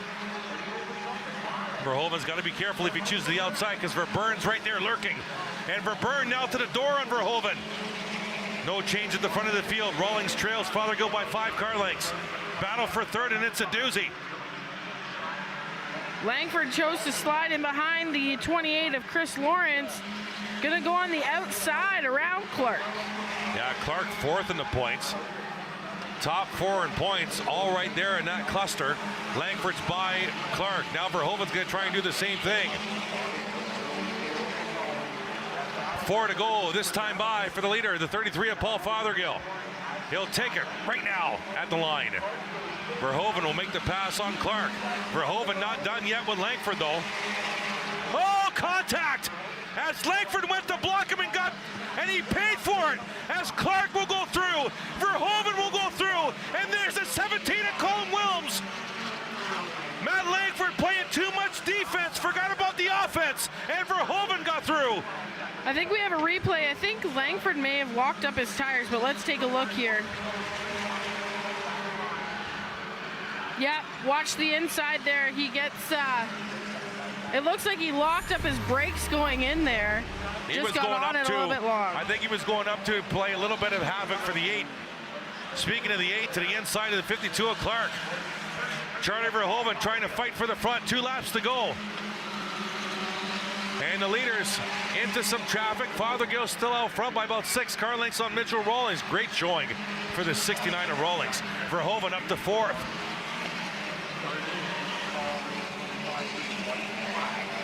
At the line, here we go, white flag for the 33 of Fothergill. Rawlings in 2nd, Lawrence in 3rd, Verhoeven, Clark, Langford, Verburn, and Wilms. Verhoeven going to gain some points here on Langford and the points leader of Wilms.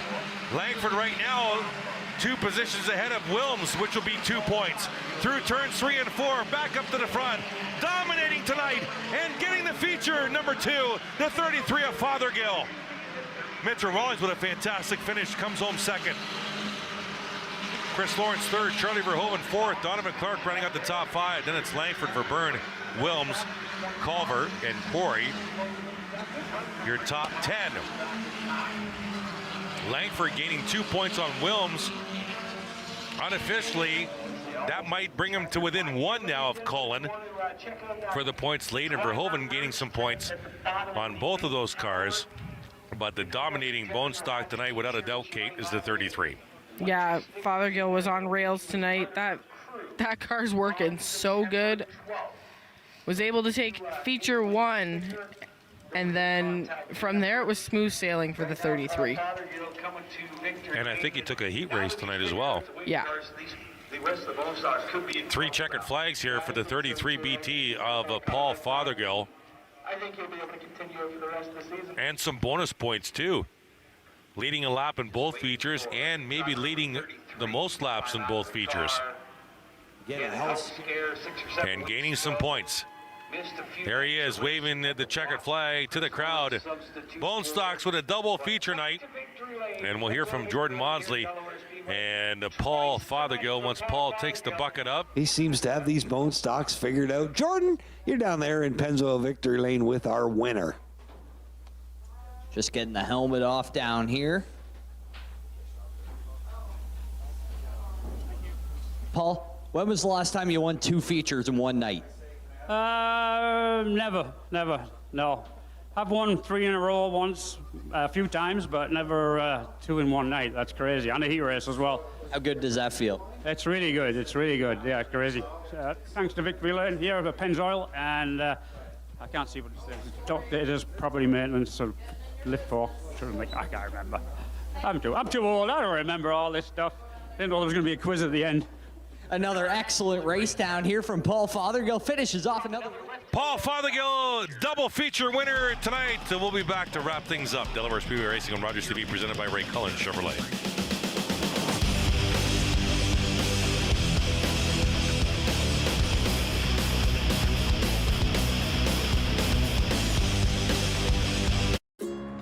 It's closing time, and you stayed out longer than you planned. So now you can't drive, and the buses have stopped running. You could always call your girlfriend. Or maybe your roommate? What about your best friend? You could just dial 1-888-TAXI-GUY or use the Taxi Guy app. The call and the app are free, and they both connect you to a local cab company to bring you home safely. Visit ArriveAlive.org to find out more. Arrive Alive, drive sober. Let's go!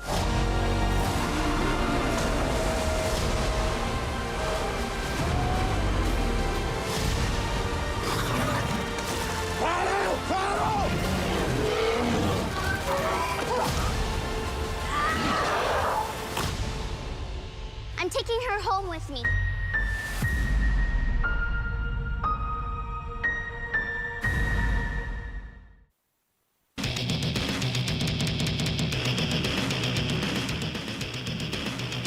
Welcome back. Delaware Speedway Racing on Rogers TV, presented by Ray Cullen Chevrolet. Back to wrap things up. A great night here. Chris and Kate, top of the tower. Let's check in one final time with the third member of our team, Jeremy.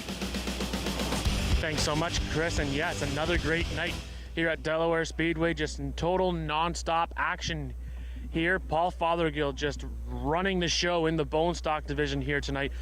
Not winning just one, but two of the feature races here tonight, and also that heat race, as you already mentioned.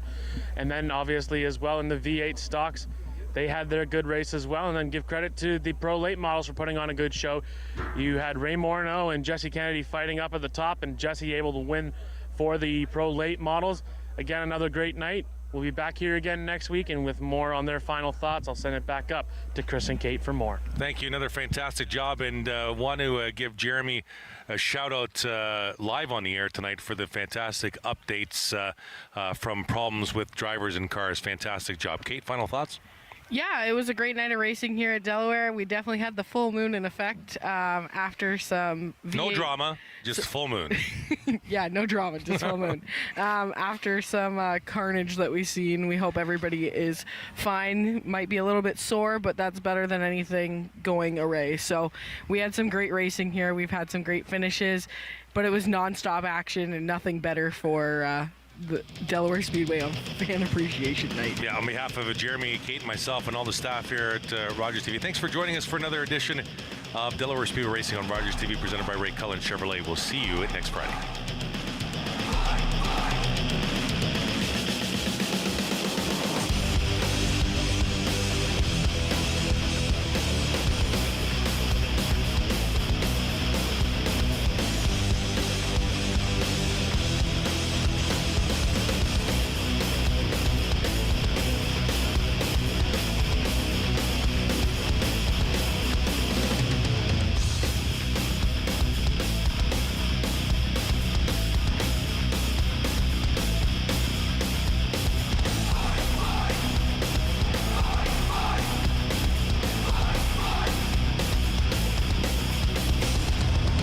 And Cross able to get back onto his feet. Very impressive after being horizontal.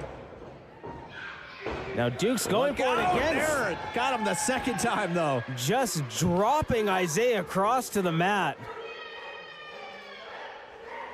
Cannot feel good. Nathan Dukes bouncing off that bottom rope, getting a little more momentum behind the elbow, but Wade Allen breaking up the cover, and wow. Didn't miss a beat there on throwing Mick McGuire right through that second rope. Almost like Allen having eyes in the back of his head, able to break up that rebound elbow drop that Dukes likes to do. And then immediately could almost sense that Mick McGuire was coming. But now things have broken down on the outside. Look out, headbutts, exchanging headbutts. Oh, Mick McGuire just took a forehead right into the ring post there. If you are down, if you are Mick McGuire, this is not where you want to be. Look out, picking up the championship though. But wait a minute. Isaiah Cross has it as well. Just took out Moondog. 1, 2, 3.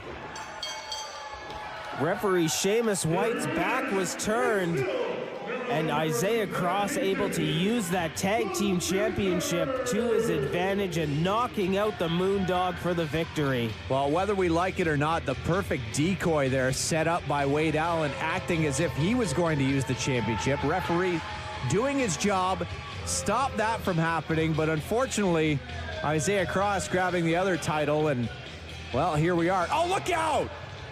Totally unnecessary from Wade Allen.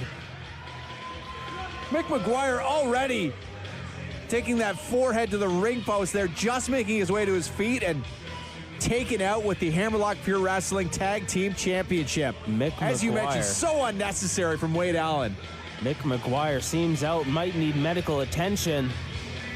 The Drifters almost trying to put an exclamation point on this rivalry. Lots of bad blood between these two teams. Drifters walking away with the championships once again. I don't know if it'll be right away, but you know Bricks and Bones will be back into this. Absolutely. An impressive win from the Drifters, as underhanded as it may be. But Bricks and Bones back up to their feet, the audience showing their appreciation for this hard-fought match.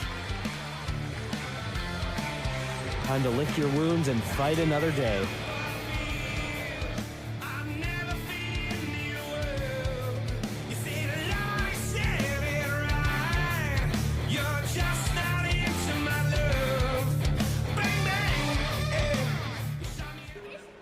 Let's get to your main event of the evening. It's scheduled for one fall with a 1 hour time limit, and it's for the Hammerlock Pure Wrestling Championship, sponsored by the Rusty Ridge in Strathroy. Well, here we go. Just a lineup of championship matches in St. Thomas. One of our favorite venues here for Hammerlock Pure Wrestling, the Elgin County Railway Museum. And this young man here, who's been impressive in the past in Hammerlock, gaining himself a championship match. We could walk away with a new heavyweight champion tonight as well. It's Jax Williams. That's true. The opportunity of a lifetime for Jax Williams. Has quite the mountain to climb in our current champion, but if he's able to do it, could make Hammerlock Pure Wrestling history tonight.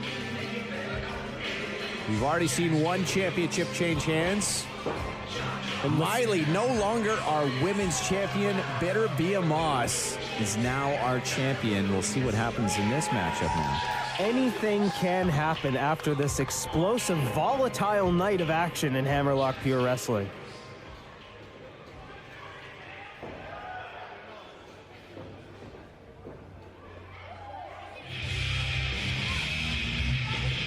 As we await our Hammerlock Pure Wrestling champion making his way to the ring here, who's been a great champion so far. There is no denying the skill of this man.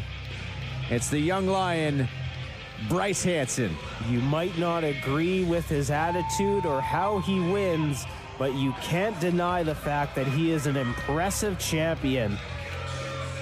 Gold almost looks like it belongs around his waist. The young lion Bryce Hanson coming into his own as Hammerlock Pure Wrestling champion.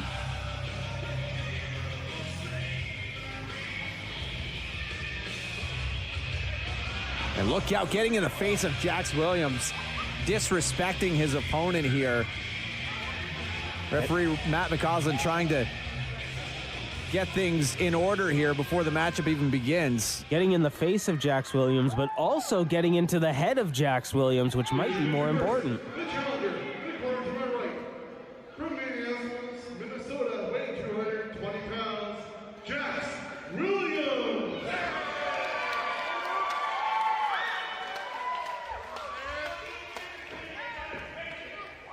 And according to my left, he is the champion. From Western Ontario, the young lion, Bryce Hanson. Showing off the gold here to St. Thomas. Again, Hammerlock Pure Wrestling Championship on the line in this match. The final of our 3 championship matches tonight. Already seen one title change hands. Will there be a second? Huge opportunity for Jax Williams. And you see the way Bryce Hanson handed off that gold. Sometimes you'll see in a championship match the champion take a look at the gold as if, hey, maybe this is the last time I saw it. The cockiness of Bryce Hanson just almost throwing it away to the referee there, saying, yeah, I'll get this right back. Now, we'll see you in 20 minutes championship, but not to take away anything from the challenger, I do not believe it's going to be an easy night for Bryce Hanson. Absolutely not. Jax Williams, as we mentioned, I mean, a lot of success coming to us from Minnesota. He's had a lot of success here in Hammerlock in the past, a few times that we've seen him. Earning a #1 contendership here. We don't just give those out for free, folks. You have to earn it. And Bryce Hanson going to work early on the arm of Jax Williams. Stepping over and flipping Williams onto his back. Able to kick out of that, though, and get back to his feet very, very quickly. Bryce Hanson almost telling Jax Williams there, you're in the deep water now, buddy. We're in for an incredible match, folks. I'm almost a chess game early on. You see who can gain control. Oh, Bryce Hansen thought he had that top rope there, and Jax Williams bringing him right back to the center of the ring very, very quickly. Hansen rolling over, drop toe hold though.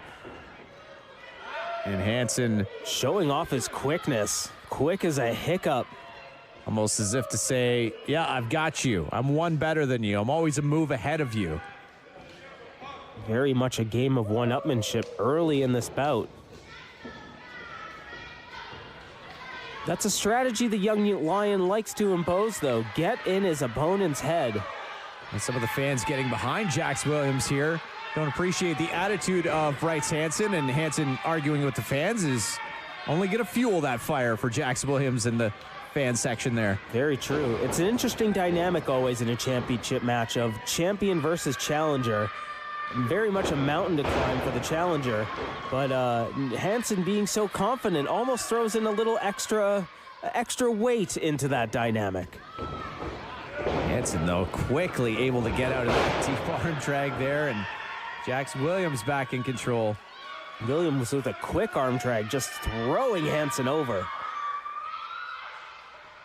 And holding your opponent in a position like that is stretching the arm and just tiring the muscle with every move there. Now Williams rolling over back into that stretch, letting Hansen know, hey, not an easy night. I'm in this to win this. And Hansen, for the first time, instead of just reversing and finding his own way out, had to grab the bottom rope there. Oh, now claiming his hair, his beautiful golden locks were possibly grabbed there by Jax Williams. Doesn't seem like something Williams would do. I believe the referee is taking that thought as well. That maybe, though, just to get in the head of Jax Williams and to anger him, that claiming something that didn't happen. Get him fired up, get him off his game. Bryce Hansen is the champion for a reason. Obviously very technically sound in the ring, knows how to play the game. Has ring awareness way beyond his years, the young Lion, almost like a veteran when it comes to planning out a match. And his strategy going into it, but Williams just like a pit bull on the champion. Following him around the ring there, and look out. Oh, wait for the leapfrog there. Hansen slowed down his speed there to stop it. Oh, caught a drop kick that time, though. Nothing could stop the young Lion there from getting a boot to the face in the form of a drop kick from the challenger. And Williams needs to follow this up now. He's got the champion down in a position he does not like to look out. Wait for that second drop kick, but went to the well once again, but a punt for his troubles from the champion. And dragged over to that second rope. Hansen to the outside and a kick to the temple. This is not where the challenger wants to be. Jax Williams on the mat. Confidence building in our champion. Laying in a vicious kick to the temple and then dancing and celebrating it. That's just a vicious, almost disturbing behavior there from our champion, Bryce Hansen. Hansen having a great time defending his championship here. Could change in an instant, though. Williams, a lot of speed thrown into the corner there, and Hansen once again just absolutely loves being the Hammerlock Pure Wrestling champion. That is a great point, Mark. Hansen having the time of his life, taunting the crowd, showing his dominance as champion. Clubs to the back here. We've even got the train lights on here at the Elgin County Railway Museum. Truly, the lights are bright for this action. And who will shine under these bright lights? Well, look out, Hansen in full control right now of our challenger, Jax Williams. The young Lion bringing the speed down a bit, uncharacteristically, but making sure Williams knows he's in full control. One thing to say about the young Lion, there has been quite the attitude change since going for and becoming the Hammerlock Pure Wrestling champion. Absolutely. Something you got to believe was in him all along, and just coming out and And, grabbing the gold here has brought it all out of him. Now we're seeing the true Bryce Hansen. Exactly. We are in the 1, 2. Only 2 there. Even though we are in the Railway Museum, Hansen has been like a runaway train of his own ever since gaining that championship. Who can stop the young lion? Can Jax Williams do it tonight? Hansen with that stiff shot to the side of the ribs there. And chopped up almost over the top rope. Needs to be careful there. Disqualification. Look at huge flip over the top there from Jax Williams. Very impressive getting the height on that. Rolls him up, and that's a 2 count. Hansen able to roll through on that too. Get out of Jax Williams' way. Shot to the kidney for Williams' trouble. Oh, huge knee. Flipping Jax Williams inside out there. Bryce Hansen bringing everything and the kitchen sink into this match. Down into the pin. Does not hook the leg. Jax Williams able to kick out with ease on that one. It ain't over yet. You can see it on his face. You can see the ferocity in Jax Williams' eyes. He knows opportunities like this don't come very often. He's going to give it his all to walk away as Hammerlock Pure Wrestling champion. Hansen taunting the crowd once again. Looked like he was going to go up to that second rope and decided just to taunt and make his way back to the center of the ring here. You have to feel like slaps, disrespect once again to the back of the head and now right to the face of Jax Williams. You might not like it, but you can see a plan formulating from the young lion here.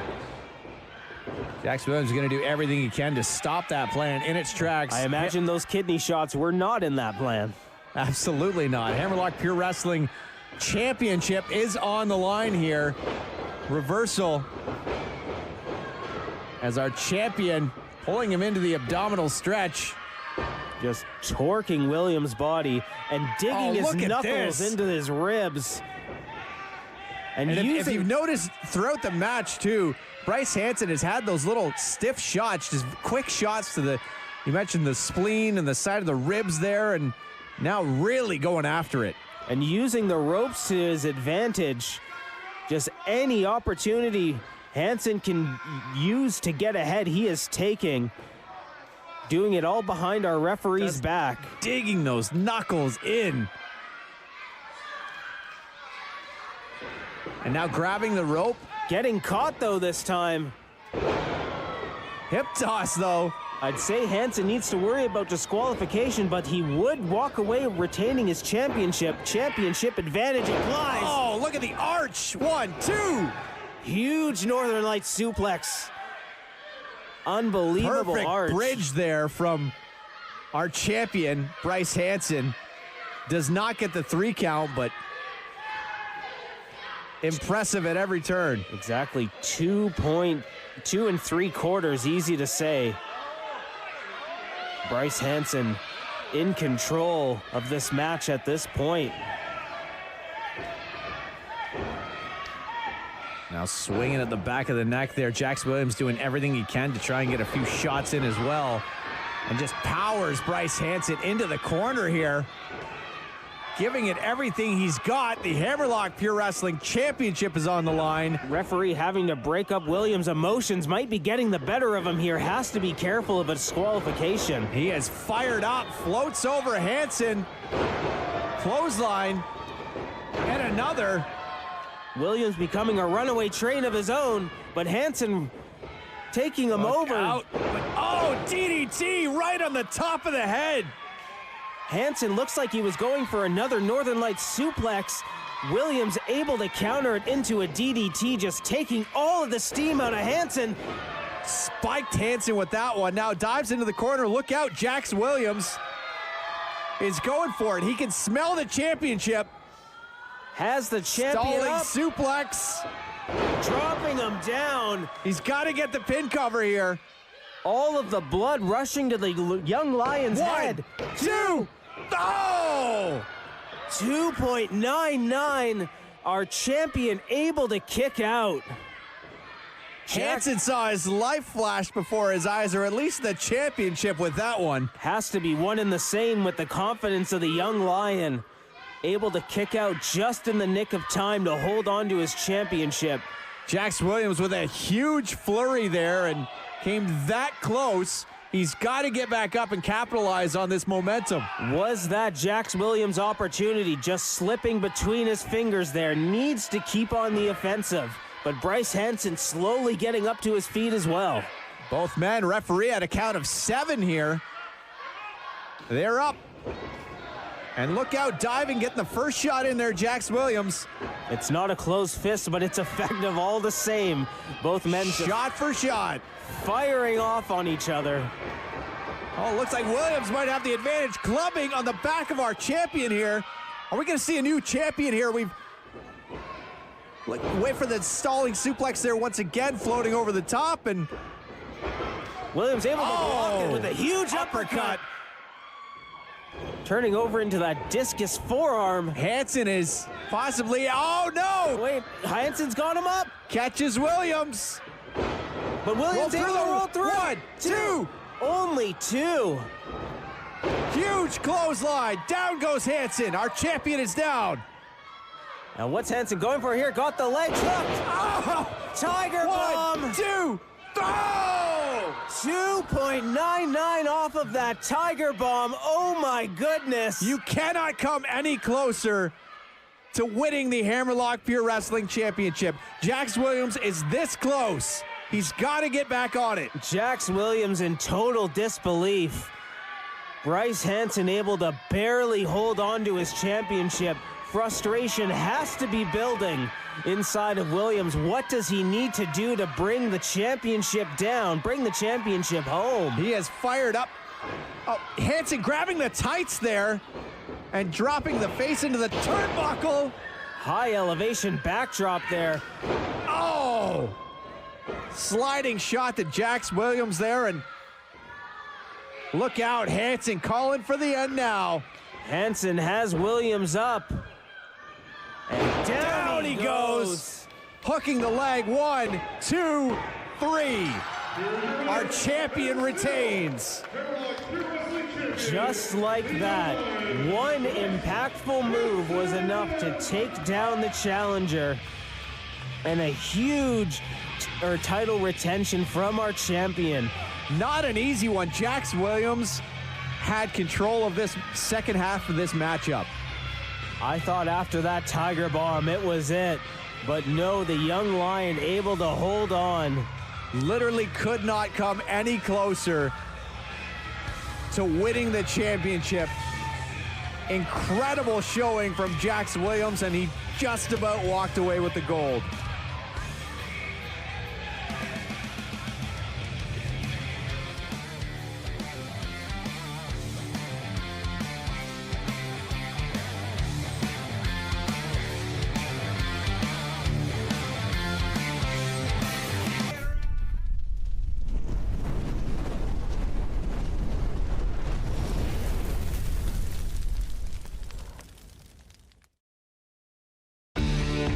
Connect with us by visiting our website or email us at comments@rogerstv.com. This is Rogers TV.